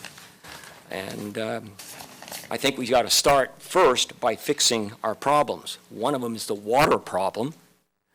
Where are we going to get our water? Number two is the energy problem. We're having, PG&E is now making our prices go up and up and up, so we're adding more residents, so increase our energy needs. And then finally, fixing our congestion problem. And people have already gone through what the problem is there on that intersection. But I think those all should be addressed before we start adding more people to our community. I've been a resident here for over 33 years, and the changes, high-density housing, it's not Los Gatos. And I've seen several developments come up in the last few years that I didn't think I'd ever see in this community. Starting to look like San Francisco. So that's pretty much my statement. Speak for myself and my wife. Thank you, sir. Thank you. Next three speakers, Barnaby James, Ken Hoffman, and Susan Flach. Good evening. I'm Barnaby James. I live at 16,500 Grant Bishop Lane. I live in the house directly opposite the development under question with my wife and my son Benji. My son Benji's bedroom window looks out onto the development. His opinion on it is he can't see the mountains anymore because of the story poles, and he would like them to build a toy shop. So, Laurel Muse, I understand, was a controversial development, and the developer has a point of saying it's comparable to that. I'd like to really try and address that. So it's a little bit hard to see. The setback at Laurel Muse is on the right. It's 20 feet of bushes, vegetation, and trees. The setback on the left is the story poles. They are advertised as being 7.5 feet to the building. It's actually 2.5 feet to the patio. Because the building's raised up above the sidewalk, it's actually more like a 2.5 foot setback to the actual structure of the building, because the patio is actually the roof of the basement, which is raised above grade. This is a comparison of the height. So the buildings are 30 feet high, and they tower above everything else in the area. So including residential buildings, commercial buildings. That's my house there. It's 10 feet higher than it. The environmental impact seemed to say, well, it was 5 feet less than the absolute maximum it can be, but it is worth considering that it towers above literally every other building in the area, even including all the commercial buildings. The separation between the buildings is less than 1 foot. The developer cleverly didn't really advertise this in the schematic drawings, but if you look at the people, you can give some idea of how wide they're going to be. No person could fit down that gap, so all that's going to go down there is garbage, rats, and probably some small children. And then the design is kind of a mess. I don't really understand where the architect is coming from. They built a 30-foot high wall to try and separate, and they mentioned this in some of the justification, to sort of protect the houses behind it from the traffic on Los Gatos Boulevard. I think it's very cynical design to the town, and it's really making Los Gatos Boulevard into a corridor for homes like these. The other point I wanted to make is the developer keeps mentioning that they have been developing commercial real estate for 10 years. I had a lot of trouble finding anything they've built. So there's one development in Campbell. This is their website. It's just a placeholder. I thought, well, perhaps I can go down and talk to somebody at their offices. Their office is a P.O. box at Los Gatos Boulevard, or Los Gatos Post Office. And, you know, if I think about Laurel Muse, it was built by Robson. If I think about Montecito, it was built by D.R. Horton. At least there's somebody that I can seek redress from if they don't do a good job on it. I don't really understand what this developer's reputation is and what buildings they built. He never actually explains what it is he's built. He just sort of talks in vague generalities. Thank you. Thank you, Mr. James. Commissioner Hanson? Commissioner Hanson has a question for you. I'm right here. Yep. First of all, thank you for your comments. I read it in the desk item, and what you and your wife did is very thorough, and we really appreciate it. My question for you is this. You gave a lot of information about comparing Laurel Muse to the proposed development. Are you generally in favor of it being a residential development, just not the architecture, or I actually would prefer it to stay commercial. I felt like in the Planning Commission project overview, the developer made a bunch of arguments for why he felt like the development had to be residential.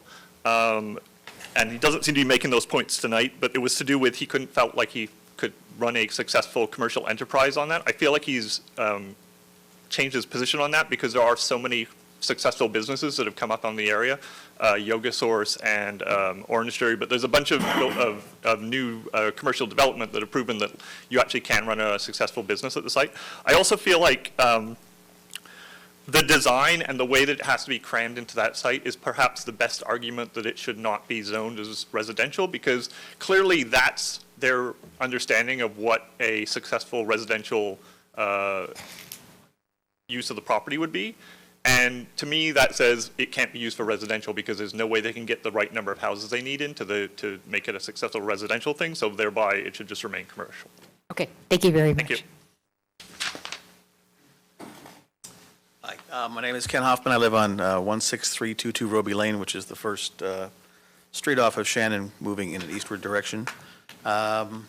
So I'd just like to reiterate that with this proposal, which I oppose, and I believe that should remain commercial, the loss of parking spaces for yoga theory and the added pressure from Yoga Source and Orange Theory have created problems on Shannon. They've also drilled it down to Roby Lane, where now we're seeing parking about halfway down the street in front of residences.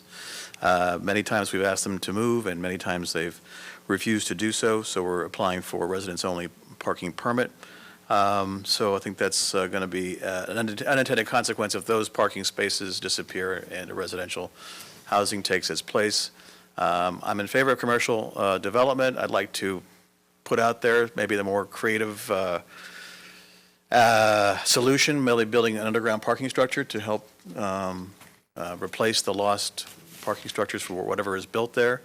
I think it's crucial that whatever is developed commercially, that we know what that is. If it's an In-N-Out burger franchise, obviously that's not going to work, but something like an office structure where it's limited ingress and egress would be great. I think the traffic would be relatively reasonable, particularly if it comes in and off of Los Gatos Boulevard. In and out of Shannon is a non-starter. Just can't be done. And you're talking about, you're only able to turn left from Shannon into the development as it is during rush hour, and you're going to back up traffic onto Los Gatos Boulevard and points further north and south. So that's all I have to say. Thank you. Good evening. I'm Susan Flash, and I live at 102 Leotard Court here in Los Gatos. And basically, I agree with everyone, most of the people who have spoken against this project. I am against it, mainly because of the impact it will have on our schools, the traffic, and parking. And as Ryan Moses pointed out, Los Gatos used to be a beautiful town. And when we bought our property 33 years ago, I feel today it's a very, very different town, and it's almost lost its town feel. And we purchased our property in Los Gatos because we wanted to live in a unique and town type of a situation, and without casting any negative feelings towards some of the neighboring communities. We didn't purchase a home in some of the neighboring communities because they were so highly densely built upon. And I'm just very much against this project, and I would like to see it stay as a commercial. Any questions? Thank you for your comments.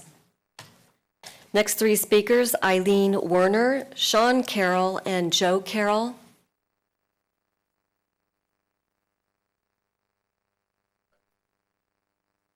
I'm not Eileen.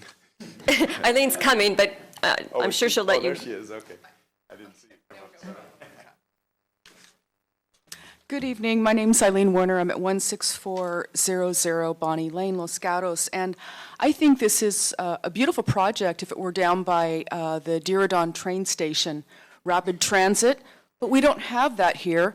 We have a traffic situation and a road situation that is functionally obsolescent right now, and I think I've heard quite a bit of that tonight.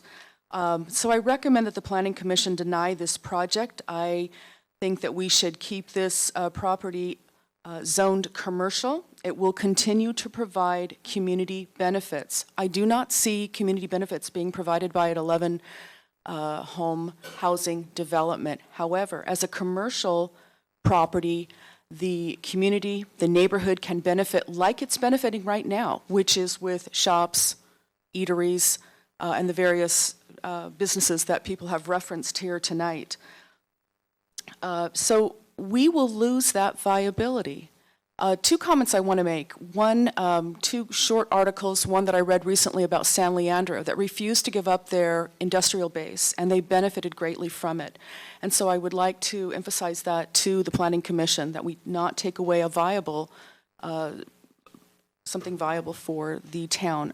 Second of all, I do see when I stopped at the intersection of Los Gatos Boulevard, Roberts Road, going eastbound, and I was struck by the height, and it took away our view of the mountains. I think that we need to continue to recognize that the Santa Cruz Mountains, they are our crown jewel, and whether we are flying whether we are driving, whether we are cycling, or we are pedestrians, we are connected to the beauty of these mountains, and that is completely taken away. So I certainly side with the boy that wants a toy shop instead.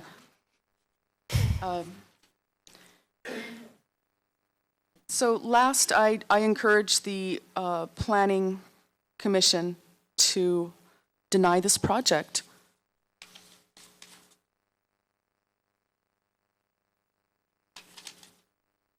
Last but not least is the parking lot of Shannon Road. And I don't know if any of you have been there early in the morning, but it is a parking lot, and I think that's what the town needs to address. Thank you. Thank you. Hi, I'm Sean Carroll. I live at 16404 Shady View Lane. I've been fortunate enough to live in the town of Los Gatos since 1987. Bought my home on the east side of Los Gatos in 1994, raised my children. They benefited from the amazing school that we have here, the system, and also being able to ride bikes and run around and, you know, go in creeks and live a life that probably a lot of kids don't live anymore.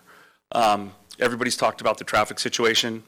Shannon Road is unbearable now.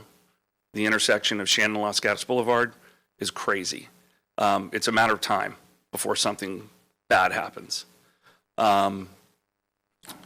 You all sit on this board, and we trust you to make the right decisions. We are one of only 2 towns left in this state. Everybody that has lived here takes pride in the fact that this is a town and not a city. The east side has been the redheaded stepchild of Los Gatos for a long time. That started when the Hollywood video building got put in. Completely blocked the views of the mountains. That's continuing. I would just say, take a moment, turn around and look at the seal. If it goes along this way, you better block out those mountains in the seal, because it's going to be buildings instead. Thank you. Thank you. Hi, Joe Carroll. I'm over on Cherry Blossom Lane in the Manor. I definitely do not want this project to happen. I think your job's become more difficult as we become a very mature town. There's 95% of the pieces of the puzzle are done. And when you put in the wrong piece at the end, it really screws things up. And I've been seeing that an awful lot the last 10 years, I'd say. And I feel for people that own property. You buy property, you want to profit off it. There's one reason why they're talking about residential in my mind, and that is profit. And that's what I probably would want to do too. But it's a commercially zoned property, and I think your message tonight to developers, potential developers, is that there's no PDs. We're dealing with a mature city, town, and we really are not looking to put any more residential in this town until we have the ability to service it, and we don't. And you look around at other towns like that are enviable, like a Saratoga and a Monte Sereno and areas like this, and they don't allow more residential because we can't service it. So I think this is a good opportunity to let people know, no, it doesn't happen here. A lot of things have been said, but a couple things. The schools are overrun. You'll have people buying these places and putting 2 families in them for these schools. That's what happens. You wouldn't believe the shenanigans that happen in our school system in Los Gatos. There are multiple people that are renting apartments and doing all kinds of things, and that's why we're overrun. So building more of this kind of thing will just encourage more of that, I believe. If you want to see what this thing looks like, go stack cargo containers 3 high, all across that property. I own cargo container yards, and they are so ugly. You put cargo containers up there, you'll know exactly what you're dealing with. If we have another project that comes in that's at 30 feet, make them put up cargo containers for 2 weeks and see if you'll get a few calls. Row housing, not here. The architect talked about, it's a good-looking project, it's just not for here. But he talked about great streets. Oh, this guy in great streets. We have to look at a great town before we start worrying about a great street. I guess that's really it. You got my gist. Thanks. Thank you. Next three speakers, Melissa Rode, Bulent Kurdi, and Kay Maurer.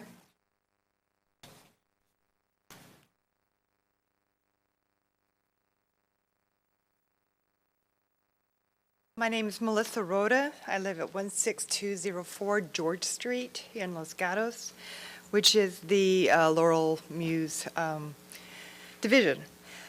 So first of all, I agree with pretty much everything that everybody else has already said, and one thing I want you to take into consideration, in addition to the aesthetics, the traffic, the schools, and the other impacts, is just the level of frustration that you're hearing from all of the citizens of Los Gatos. They're really trying to convey a message to you, to listen, and to think about the approval for the different processes, not our projects, not just this one, but those that will be coming in the future. So that's it. Thank you.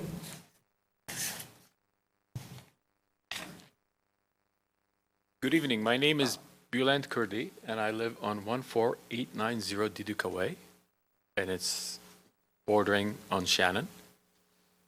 And I travel Shannon and that intersection at least 4 times a day. We have 2 boys, 9 and 11.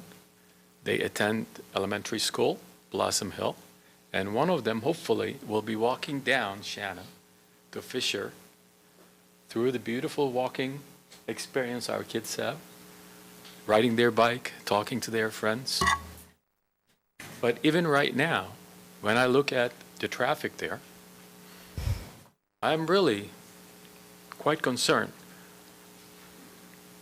what they breathe coming out of the emission of those cars. During the construction, they will do whatever they can to mitigate some of the effects.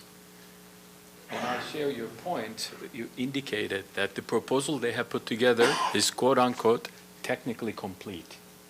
Technically complete, yes, they'll wash the streets twice a day when we don't have water to even clean our lawns.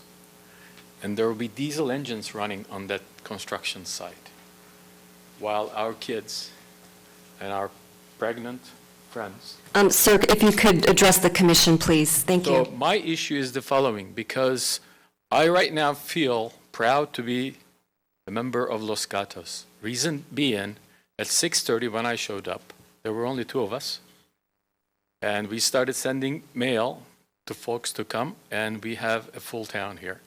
I had walking points and talking points lined up to share with you. And I know why I'm proud now, because every point I have made has been shared with our colleagues, our friends, our neighbors, and presented already. I was going to invite you to look at that Town of Los Gatos sign there too. And it's Mountain Lion. We don't have many lions anymore, but we still have mountains. Let's keep them. And if you look at that picture, which is represented beautifully, and I share with Commissioner Kane, a lot of money, a lot of time has been put into this proposal. Even that beautiful picture cannot hide the fact that there are no mountains visible anymore, just like on your town. And every day when I walk through there, I think of that canyon through which our kids are going to be going. They're going to be breathing the noxious fumes coming out of the engines. And during the construction, diesel engines, they're going to be exposed to PM 2.5, which environmental agency even restricts, and they are going to have unhealthy future. Thank you, Mr. Kurdi.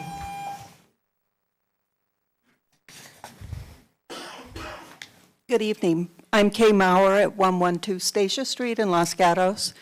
And I bought my house and moved into Los Gatos about 30 years ago. And like so many people who have spoken here, I love the town. I fell in love with the town the first time I visited it from the East Coast 30-some years ago. Couldn't wait to move here. What I've seen in the last 2 years have been some things that have drawn a lot of concern, but I never wanted to get involved because I trusted the people on the Planning Commission and the council to take care of our town. I'm not feeling that way anymore. I've seen the things that have happened on Los Gatos Boulevard, the dense housing that's gone in, I'm like many people who never thought we would see that in Los Gatos. I am against definitely changing this from a commercial property to a residential property, and any other properties that come up that are commercial. I don't understand why we're letting those turn into residential, high-density housing. We have enough people. We haven't improved the quality of life for the people who are in this town for probably the last 5 years. Nothing. The North 40, that would have been a fabulous little country club like Saratoga has. Instead, what do we get? We're going to need a new school to support those people. Is that going to improve quality of life for any of you? I know it's not for me. My child has made it through school. He graduated. Thank God he went through and there was a minimum class size in elementary school of only 22 kids. He would have been lost, as many kids will be as we continue to increase the size of these classrooms.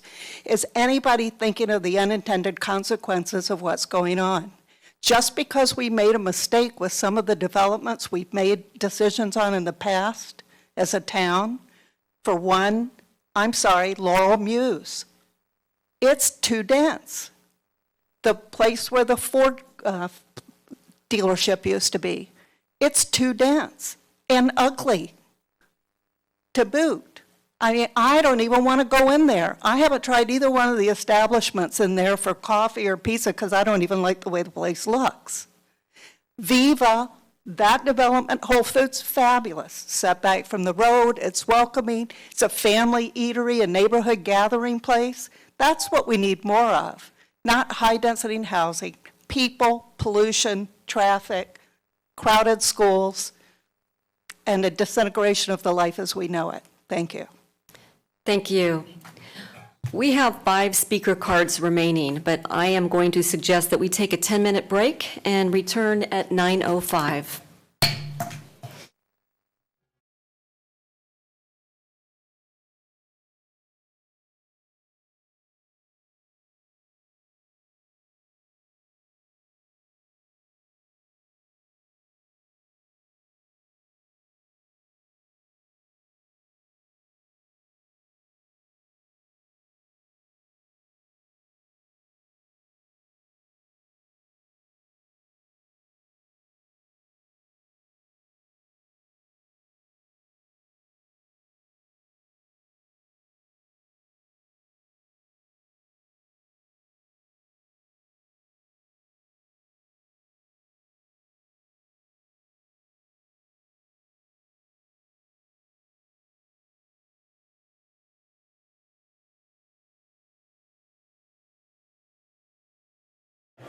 Everyone, please take a seat. All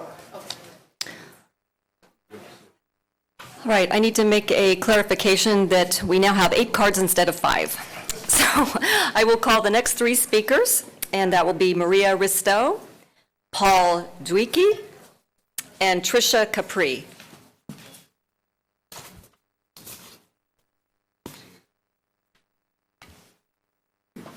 We're all back? Hi, Maria Risto, Los Gatos Community Alliance, Chpd and esteemed planning commissioners. I'm not here tonight to list the reasons this project is not a good fit for the northeast corner of Shannon and Los Gatos Boulevard. The planning staff, the consulting town architect, the 2013 CDAC hearing, the impacted residents, and most of the people in these chambers have already done that. I don't need to point out this PD should be denied. You're hearing that loud and clear. I do urge you not to bump this application to the town council at this point. While the applicant is requesting this to go to the town council for feedback, I believe it's imperative that as the planning commission, you provide the feedback and guidance for this project. You are the designated body, you 7 residents of the town of Los Gatos. You have each been appointed by the town council for your demonstrated knowledge of the town code and its land use and planning policies. From the town website, the Planning Commission exercises power and authority with regard to planning, subdivisions, zoning, zoning administration, and other land use regulatory controls as prescribed by ordinance and state law. You have the ability, the experience, and the authority to decide on this application. Tonight, don't get caught up in the roof height or space between the row houses or moving a garage access. Go back to the essentials as you have been with your questions. What is the appropriate land use for this site? Should the town retain this site for commercial uses? If so, is it more appropriate as a mixed-use commercial designation or a neighborhood commercial? Or should the GP designation be changed to a residential use, either low-density residential or medium-density residential? Your insight and judgment, along with the general plan, the boulevard-specific plan, the desires of the neighbors in this part of town, and the overall needs of the town of Los Gatos must be considered. Weigh what you hear tonight, what you've read this week, and take in all the experience that you've got with previous decisions. Then determine what this space might best be and provide the applicant strong guidelines so he can come back to you with something that strikes a better balance for this site. 2 of the 5 town council members have no land use experience. Our elected officials should be looking to you to make the strong, informed decisions that they can support. Please don't allow this applicant to bypass you, the deciding body that is focused on land use. Thank you. Thank you, Ms. Risto. Any questions from, Commissioner Kane does have a question for you. Yes, sir. It's not a question, but do you know that, and Mr. Paulson, maybe you can help me, we're not the final deciding body on this. We're not going to kick it upstairs. We have to give them a recommendation, up or down, but it has to go to town council at this point. So this is not an end point to the discussion. They're looking to us for a recommendation. Do you want to enlarge upon that, Mr. Paulson? I don't know if I need to expand on it, but Commissioner Kane is correct. This is a plan development zone change, so they are not the deciding body. They would be making a recommendation. So part of that recommendation could be many of the things you discussed. We think that it should remain commercial, or we think it should be a residential designation if a residential project is coming forward. So those would be part of the direction from the commission to the council, and then the applicant's obviously requesting that it move forward there. And so ultimately, the town council is the deciding body. Planning commission is the recommending body. Understood. So if I have a question, does that mean that but could the planning commission come up with the guidelines and define what the use should be and send the applicant back, and then it goes through CDAC, it goes back to the planning commission? I realize ultimately it has to go to the town council, but it doesn't seem to make sense to go to the town council at this point. It would not go back to the CDAC. They're a recommending body. The commission, as Ms. Mosley offered before, they could continue it. The applicant could come back with the same project, not make any changes, and then they'd make a recommendation just a little bit farther down the road. The applicants requested that they take an action, but it's up to the commission to decide whether they continue it with direction or whether they make a recommendation to the council with direction. Okay, thank you. Thank you, Ms. Risto. Good evening. I'm Tricia Capri. I live on Los Gatos Boulevard, and I'm one of the newer people to town. I moved here 27 years ago. I love this town. I grew up in Ohio. I moved out here, and this whole atmosphere that we love, we are losing. I mean, basically, I could say everything everyone already said. Everything's been taken.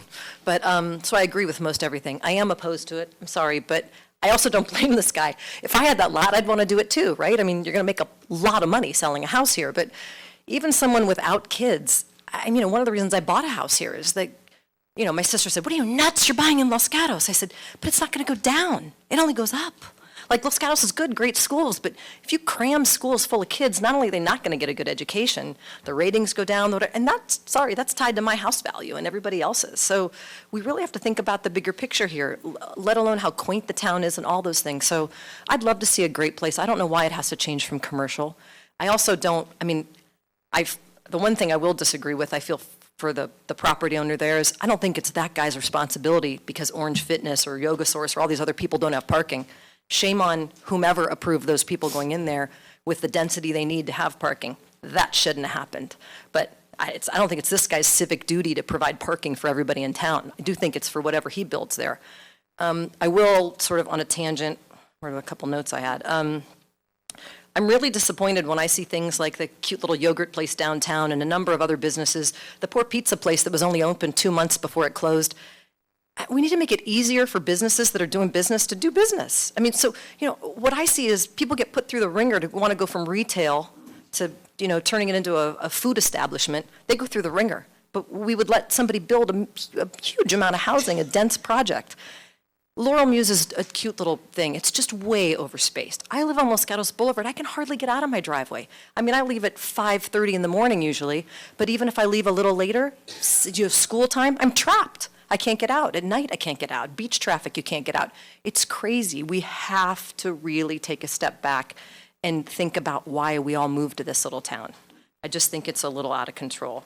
But I mean, I am pro-business. I'm for businesses being able, I'd like to see having done a remodel on my basement, I went through the ringer. I had to put a parking spot in my front yard at my house. How can all these things, like when I hear about Yoga Source and Orange Theory, how are they allowed to not have parking already?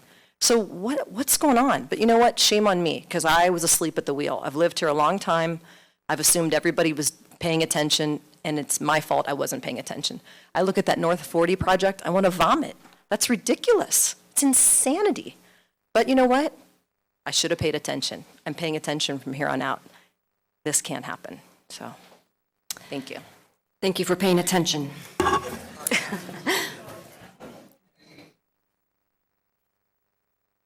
I'm Paul Duicky from 16297 Roby Lane. All the other speakers have done such an eloquent job of stealing my thunder. I shouldn't have much more to say, but I do. What I've heard a lot about is the traffic situation at that intersection and the safety of the school children crossing there every day. The problem is that that is a difficult intersection.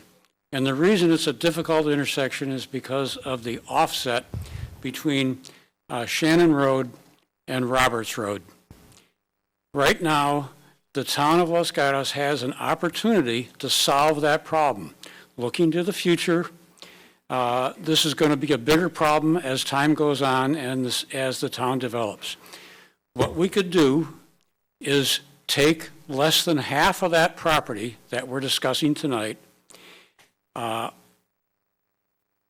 then take Shannon Road and angle it off towards LGB and have it intersect LGB directly across from Roberts Road. Now we have a normal intersection with a normal two-way traffic signal instead of the three-way traffic signal, normal crosswalks, a normal right lane and left lane. All right? This can be done, and it would solve their problem of what to do with the property. It would solve Los Gatos' problem of what to do with a difficult intersection. Now, that would take less than half of that property. What do we do with the other half? Well, I would suggest a small chocolate factory. We all like chocolate. Thank you. I will be calling the next three speakers, which is Jack Van Natta, Jeff Eisenbaum, and Jeff Lockridge.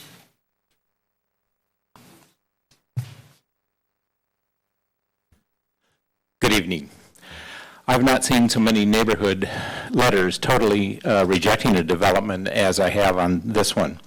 I only wish that we had found this kind of support when we objected to the overheight buildings of Netflix, the bland design of Swanson, or the high-density houses at Laurel Muse. It's too late to do anything about those developments. The difference now may be that things have gotten so bad that we have a shot at stopping another poorly conceived development. Though there are many very good letters by the citizens of Los Gatos, there is one that strongly reflects my thoughts on this development. So I will not repeat what Barbara Dodson has said. You have her letter in your packet. This development should not qualify for high-density development under any stretch of the imagination. This is a piece of property that is zoned commercial and sits between two commercial pieces of property. Commercial property brings in revenue. Housing adds cost to the town. Why add to our costs when we can't finance our current road repairs? The developer asks for so many exceptions that you wonder why anyone would ever put time into creating zoning and architectural design in the first place.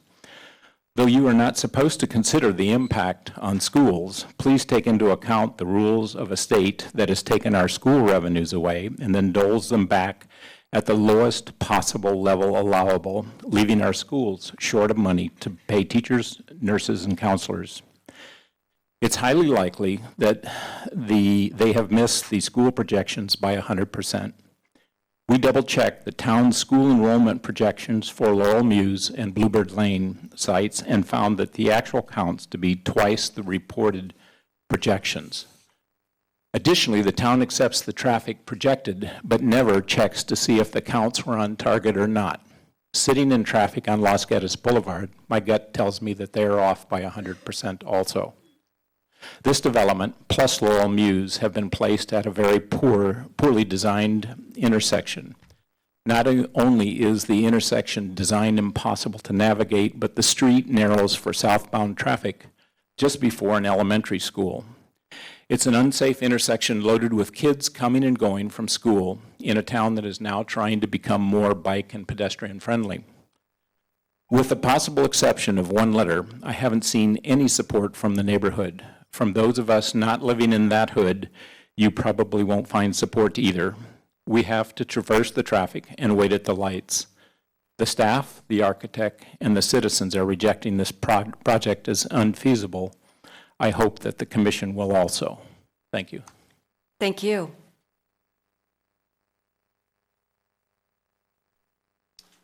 Jeff Eisenbaum, 17121 Crescent Drive, Los Gatos. I will keep this short just by, again, echoing a lot of the sentiment already here. Most of it, actually, in fact, all of it negative. I would echo that part of it and learn some new things about the project that I didn't know that I also feel is negative. I grew up here and was very lucky for the past 40 years to have ridden my bike to school when it was safe and to see before every house was, 4,000 or 5,000 square feet, our houses grew and there was a lot more dirt on the ground. And it seems like it's troubling to me that we see less dirt now, we see bigger homes, we see bigger density. And I think that the reference to some of the paperwork that was online about how this project is using Laurel Mews as a precedent in terms of setbacks and distance between homes, even though this is much smaller, that if anything near this project were to be okay, anything near the proposed project would be okayed, that in the future this would be used as a precedent. And again, that we come back to the same problem where we all feel like we've been asleep at the wheel, that little things have happened, little things, and each time the next project is based off the last one and the distances get smaller, the dirt gets less, and now we have concrete that's being turned into homes and higher density homes. So I would like to also go back to the parking thing with not wanting to get beat up out in the parking lot here. I use the Yoga Source, and so there's not a lot of places where we can go. You go into the Keller Williams building, you can't park there. There's limited parking on the street. The people who live in Laurel Mews, they park, I think, a lot of parking out in front of their place. I'm sure they don't appreciate it. But without that lot, there's not a lot of places to go. So in defense of those people, the parking is already limited. And then again with traffic, I think we learned this year with the new application, I think it was called Waze, where all of a sudden we've got gridlock for beach traffic on Los Gatos Boulevard, that if we were to be having this discussion in the middle of summertime, I think it maybe even be more heated. So again, I'd like to at least just voice that concern. My girlfriend would like to be here tonight, but she's a teacher at Los Gatos High, and she's home grading papers with the overcrowded classes.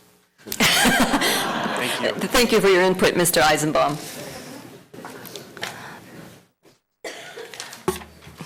Hi, my name is Jeff Lockridge, 109 Paseo Laura. It seems that many times a developer lately will plan a project that does not match the underlying zoning. And rather than going through the process of changing that underlying zoning, they will use a PD or a planned development to provide the exceptions necessary to build. Using this method usually results in a compromise between the two zonings uses rather than the proper guidelines for the intended use. So a residential project on a lot zoned for commercial, for example, gets away with reduced setbacks for single-family homes, eliminates setback standards for side yards, and actually reduces the amount of usable open space required for residential uses. The PD overlay zone is intended to ensure orderly planning and quality design that will be in harmony with the existing or potential development of the surrounding neighborhood. So I would ask, is this proposed project consistent with the purpose and intent of a PD overlay? Ultimately, the most important question to consider is, what is the appropriate use of this site? Should the site be non-residential? If yes, should it retain its current general plan and zoning designations, or would it, based on the existing uses, general plan designations, and zoning on adjacent properties, as well as general plan goals and policies be retained for a commercial use. I also think that it is important to understand that just because a negative declaration concludes that a project does not have any significant impacts as defined by CEQA, it does not mean that the project is consistent with the town's general plans, goals, and policies. I urge the Planning Commission not just to send this on to the Town Council. My hope is that a decision on the proper land use for this site can be started tonight. Thank you. Thank you. We have 2 speaker cards left, Joe Prang and Hamid Kazai.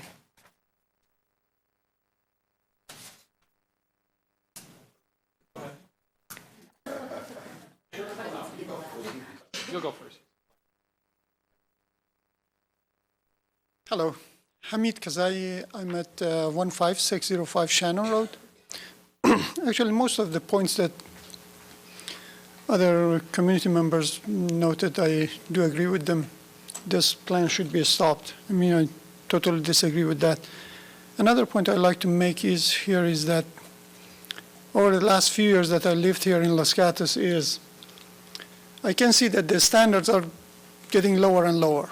I mean, you are allowing to build higher density communities, and the next plan become higher density. I mean, it's so outrageous, this plan, that, I mean, you might as well say, okay, why don't we have a refinery in this town? I mean, it's so out of line, doesn't fit, nothing in that plan. I'm even surprised, how did it even get to this point?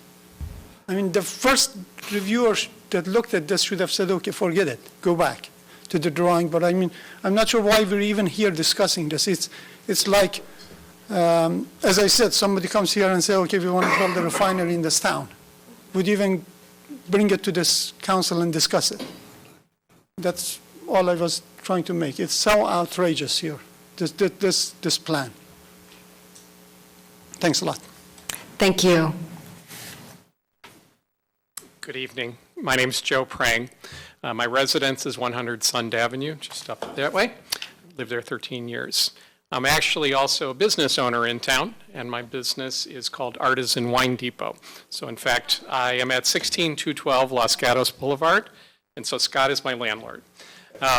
And so you all, I think, know who I am, or at least you don't know me, you know what the business is there.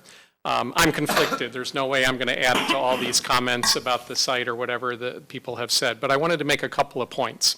One is that I've heard an awful lot about the parking situation at that area, and I'm not only there as much as you folks are, but even more, as well as my employees, my customers, and so on.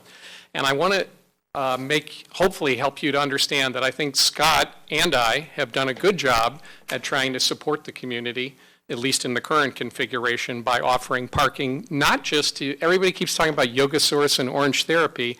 I don't know if you realize, but twice a day, hundreds of parents, and I can't believe none of you have brought this up, use our lot for drop-off and pickup. And we have worked to support those families during that time period. And if we weren't doing that, as you may remember, or when we've been shut down, as you see, it would be really congested. So we have been, I think, actively supporting the community. So whether you like the proposal, don't like the proposal, want commercial, want residential, I think as the landlord and the leasee, we actually have been trying, okay? And we've been doing that ever since day one. We've never stopped. Second point. There was a lot about the 10 days and are we trying to sneak one under the wire and all that stuff about the story poles. Actually, if you read the city council minutes, I think it's very clear in there, because Scott and I were the ones talking to the city council at that time. It was originally supposed to be in December, and it was going to be 40 days. Well, you all know what the traffic was like in the holidays, and you know what a 40-day story pole exercise would have been like. So actually, I think it was one of the city council members who recommended to go for the spring break time period because the traffic would be lighter. It would be February instead of December. Now, I have to admit, I was very happy because that retail, who the hell wants to be shut down in December? So I'm not going to deny that it was to my benefit also, and I appreciated that the council thought of that. I think they were being cognitive of the impact on the community, the retailer, and so on. So I think they actually did a good job. Okay? So I just wanted you to know that underneath this all, there is actually people thinking about at least those aspects to it. And, so we try in our own little way. And I want to thank you for your time. Thank you, Mr. Prang. All right, we will now give the applicant and their team up to 5 minutes to add any further comments about the application. Thank you very much. Thanks, Joe. Nice comment. Saved me a couple of minutes there. So thank you very much, first off, for the feedback from the community. That's very much appreciated. I'd like to take a few minutes to let my traffic guy, who we brought here specifically because he's an expert in that area, just spend a minute or two talking about the site and proximity and some of the locations, and then we'll wrap it up from there. So Gary Black, if you could come up here. Gary Black with Hexagon Transportation Consultants. We did prepare a study for the project, even though it's below the threshold that the town requires a study, but we, Scott wanted to prepare one and look at the issues. So we did. Just a couple real quick points about traffic. There's been a lot of talk about alternative uses of the site, maybe commercial use. I did just want to put on the record that a residential use is a fairly low traffic generator. Most commercial uses would generate more traffic than a residential use. Also, as I'm sure we're aware, it's not a vacant site, so there's already traffic being generated out there, so you're kind of trading one kind of traffic for another kind of traffic. You wouldn't really see any change with a residential project because the existing commercial uses would go away. So that's point number one. Then point number two, there's been a lot of talk about Shannon Road and the queuing on Shannon Road, pedestrian safety.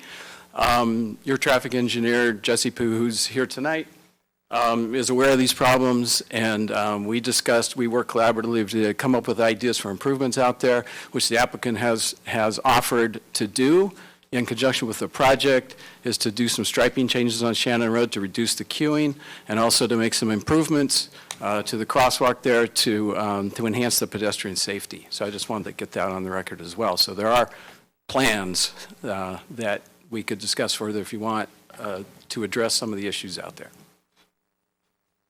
Commissioner Hansen has a question for you. Please don't go away.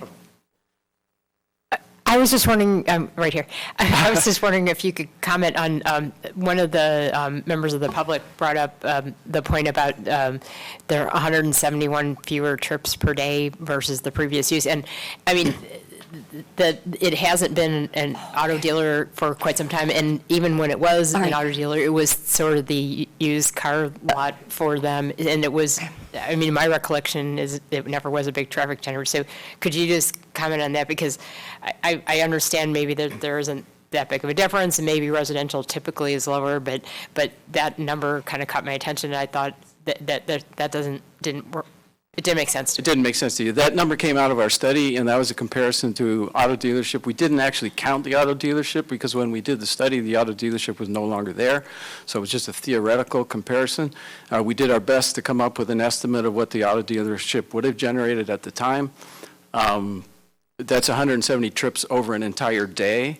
So it's not, we're not talking about big numbers here, but we do stand behind that number. And it came from our standard sources where we look up trip estimates.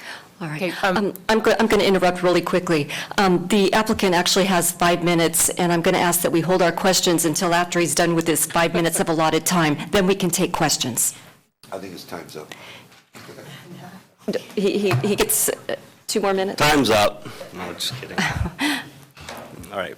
So, obviously, this process is very challenging when you're the applicant. Obviously, we want to get feedback from the community and everything else.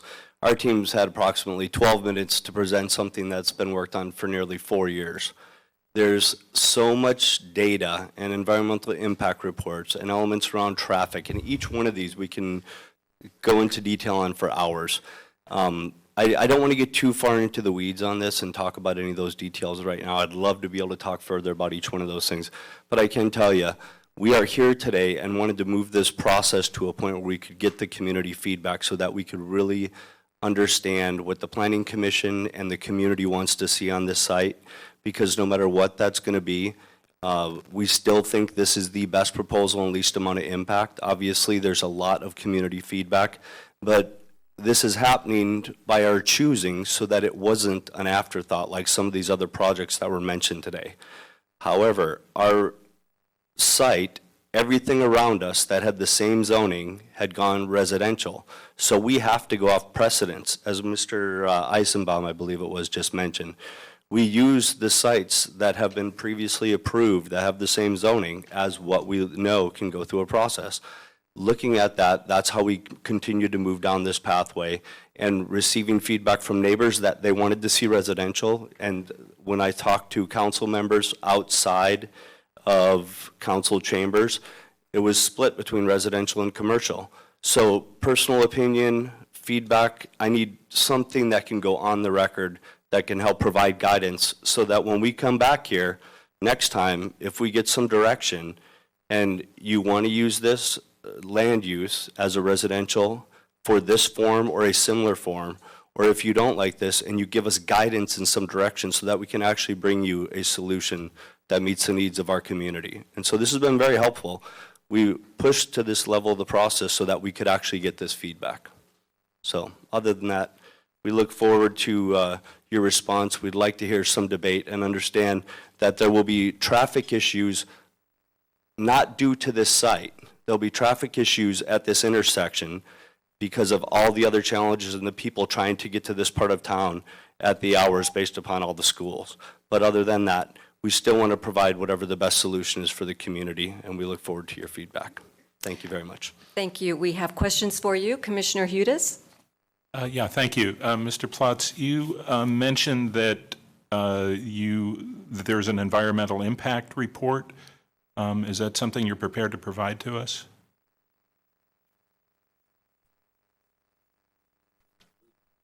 The initial study and mitigated negative declaration were circulated to the commission. The date is in your staff report. Yeah, I'm aware of that. He said an environmental impact report, which is why I was asking to see that, not this. I'm aware of what this is. The environmental document is the initial study and mitigated negative declaration. Okay. Is that something that you would be willing or interested in doing? I know that it's not, it may not be required. Is that something you'd be interested in doing? An EIR? Not at this time. What we'd really like to understand more is some direction on what the best way to move forward is with the land use. I mean, we could go through an EIR, but then once again, that's even more time. Obviously, we decided to do a traffic study, not because it was needed, but we thought it would help make decisions and healthy decisions for the community and understand traffic and parking and other issues better. We've actually found ways to restripe the intersection to address some of those issues to help offset stacking, which we intend to do when this project's done. But a lot of those things, people have, no matter what studies you do, if it doesn't fall into what people's perception is, then they say the date is Thank you. unjust. You've answered my question. Thank you. All right. Commissioner Hanson, did you have your questions answered? Okay, thank you. Commissioner Kane? I'd like to ask a question that may help us a great deal. You were seeking feedback. What have you learned tonight? What do you think they want? Well, I feel that the community wants commercial. And if, I did hear some, obviously, neighbors that were right against the, or backing or close across the street from this site that they wanted residential, but maybe not in the same form. But if commercial is what they want, I can do commercial. Like I said, I do more commercial than I do residential. I have multiple commercial projects going right now. So with that in mind, but it's one thing for the community to ask for something, and that's been the part that's been challenging for us to move through this process. It's another thing for Planning Commission to give us direction and say this is what we would like to see.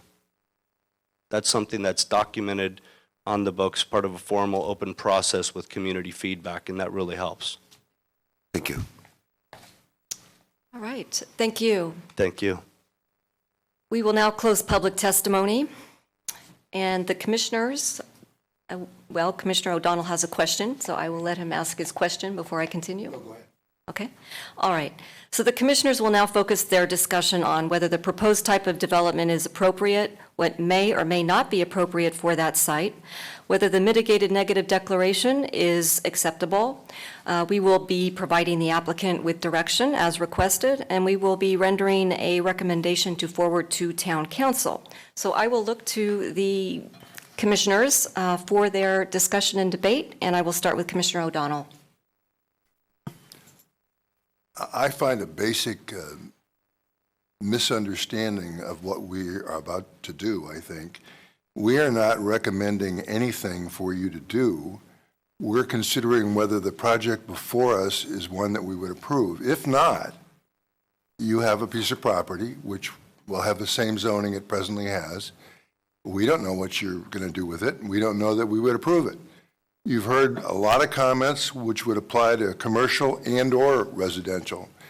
So I don't want to leave you with the thought that if we say this residential is too dense or residential is not a good use, we are giving you a recommendation. There's no recommendation. We are to decide whether this project before us is one up or down.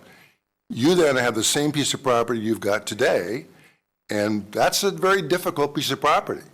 You're going to have problems with that property no matter what you do with it.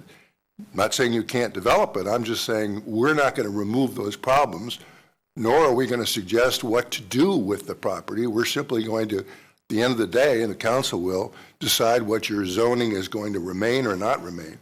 We'll also make some comments, I think, on the mitigated negative declaration, the proposed ordinance, which I will comment on that.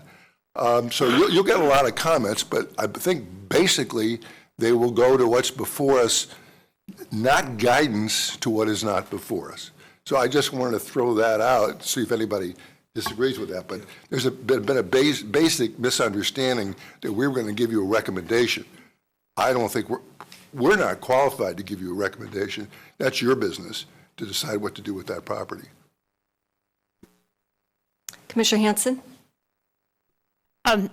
I wanted to make a comment since we, although it's not officially our policy of the town, but it is information that was discussed in public meetings about this whole plan development process.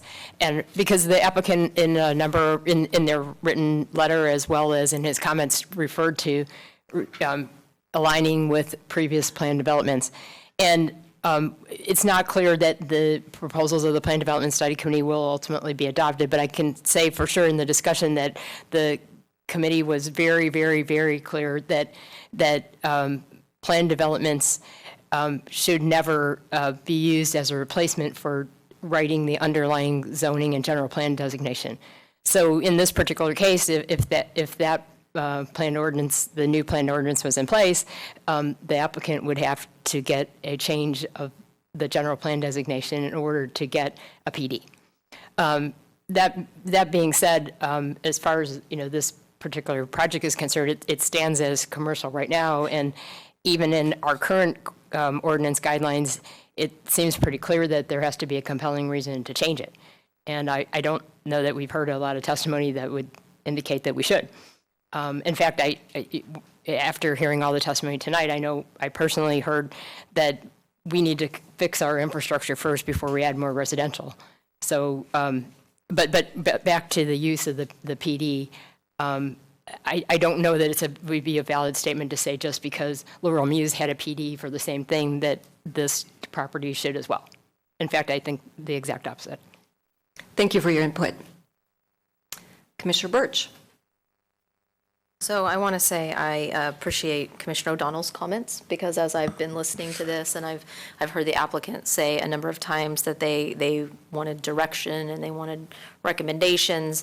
I also wanted to say that that's not what we do. We are very focused on precisely what's in front of us. However, I would very much hope that the applicant has heard the resounding community comments. And I will say that while I was up here, I was taking a little tally of comments based on commercial versus residential. And I think I only asked one person and I stopped, but the majority of the people seem to be leaning towards commercial. Now, obviously, we can't recommend what that would be, That in itself is going to bring in a number of other discussions. But based on what's in front of us, then I personally have a very hard time forwarding a recommendation of approval for either item, either the PD or the negative declaration, because I feel that the negative declaration is tied to the application for this PD. So I would have a very difficult time looking at either of these with any level of approval. And I almost feel hesitant about sending it up to council. Not that I think I would ask staff.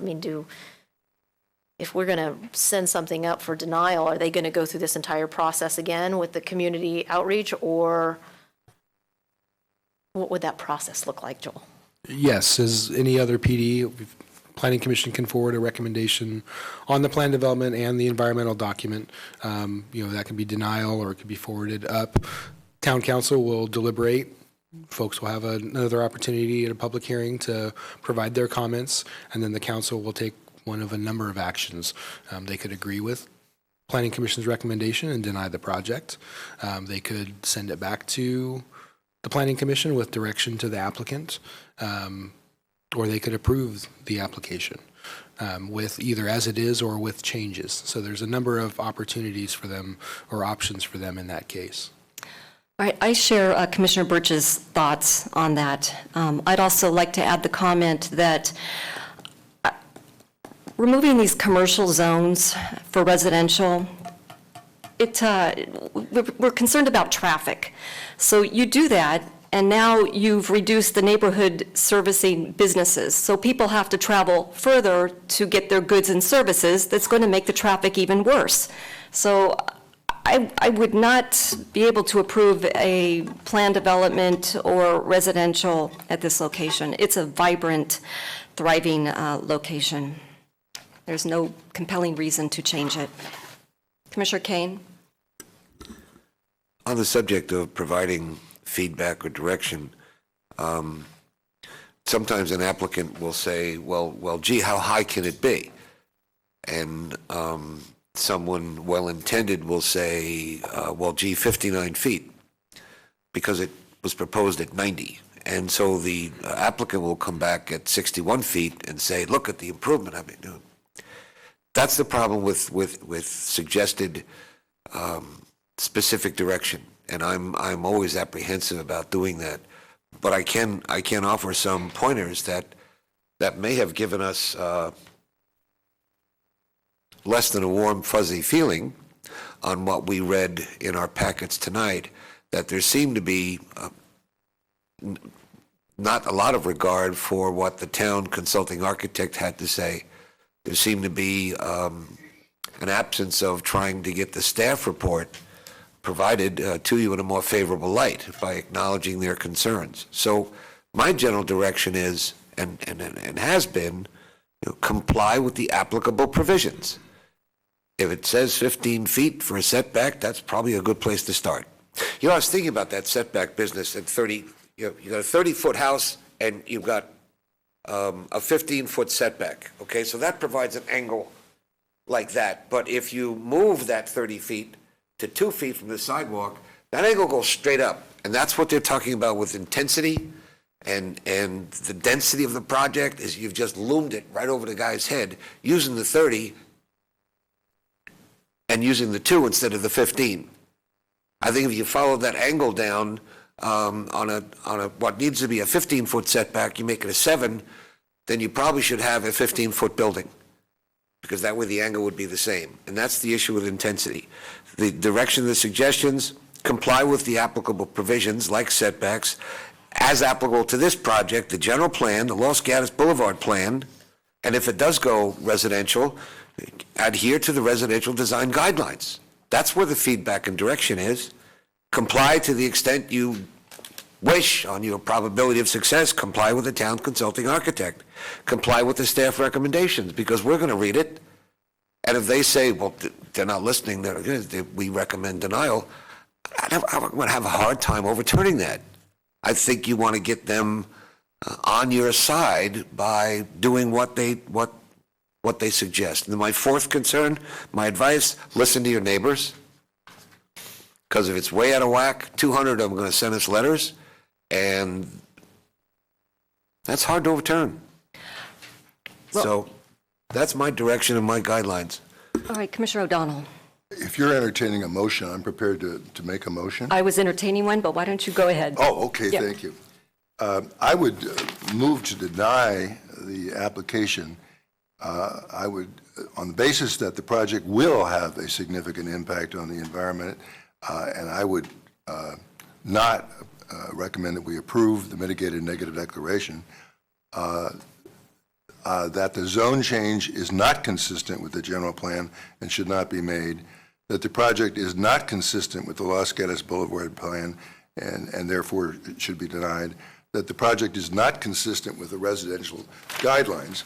In addition to that, that the ordinance being proposed, which would obviate the need for a conditional use permit, not be approved, and therefore a conditional use permit would be required, which is a different standard, one we have not discussed, and one that our report does not discuss, that it is too dense, that, as I said before, the mitigated negative declaration is not adequate. It should not be a mitigated negative declaration. So in summary then, not to approve the change from CH to CHPD, not to allow the construction of 11 single-family residences, not to approve the mitigated negative declaration, and to require, not to approve the ordinance, and therefore to require a conditional use were this to be approved. All right, Commissioner Kane. I'll second it. All right, is there further discussion? Commissioner Hudes. I just wanted to add a little bit of explanation in terms of my role and how I take it seriously on appointment to this commission. And in that role, I'm asked to make a recommendation of denial or approval as in land use, and I have to rely on the general plan and the Los Gatos Boulevard plan. And in looking at those documents, the guidelines and goals, I found that the project does not meet 10 of the 13 general plan requirements that are applicable, and does not meet 13 of the 16 Los Gatos Boulevard requirements. I wanted to add that because I want to make sure if this motion carries and it does go to council, the council understands there are some specifics behind the way I'm exercising my role as a planning commissioner. All right, Commissioner Hanson. I wanted to echo Commissioner Hudes' comments. I did the same exercise. I went through all of the goals and policies relevant to the Los Gatos Boulevard plan and as well the general plan, and I too found that the majority of them did not apply in the case of this project. And I wanted to make a further comment about the mitigated negative declaration because this concerned me about future. It was with regard to the aesthetics. It says, prior to the approval of the plan development, the applicant shall review the design review comments prepared by Canon Design and revise the project plans to comply with the town's residential design guidelines and the general plan goals and policies. Revised project plans will be subject to the town's design review process. That's in order to do that, so that's basically saying that this project is invalid and you'd have to start all over from the beginning. And I don't know why that would be listed as a way to mitigate the aesthetics. Thank you.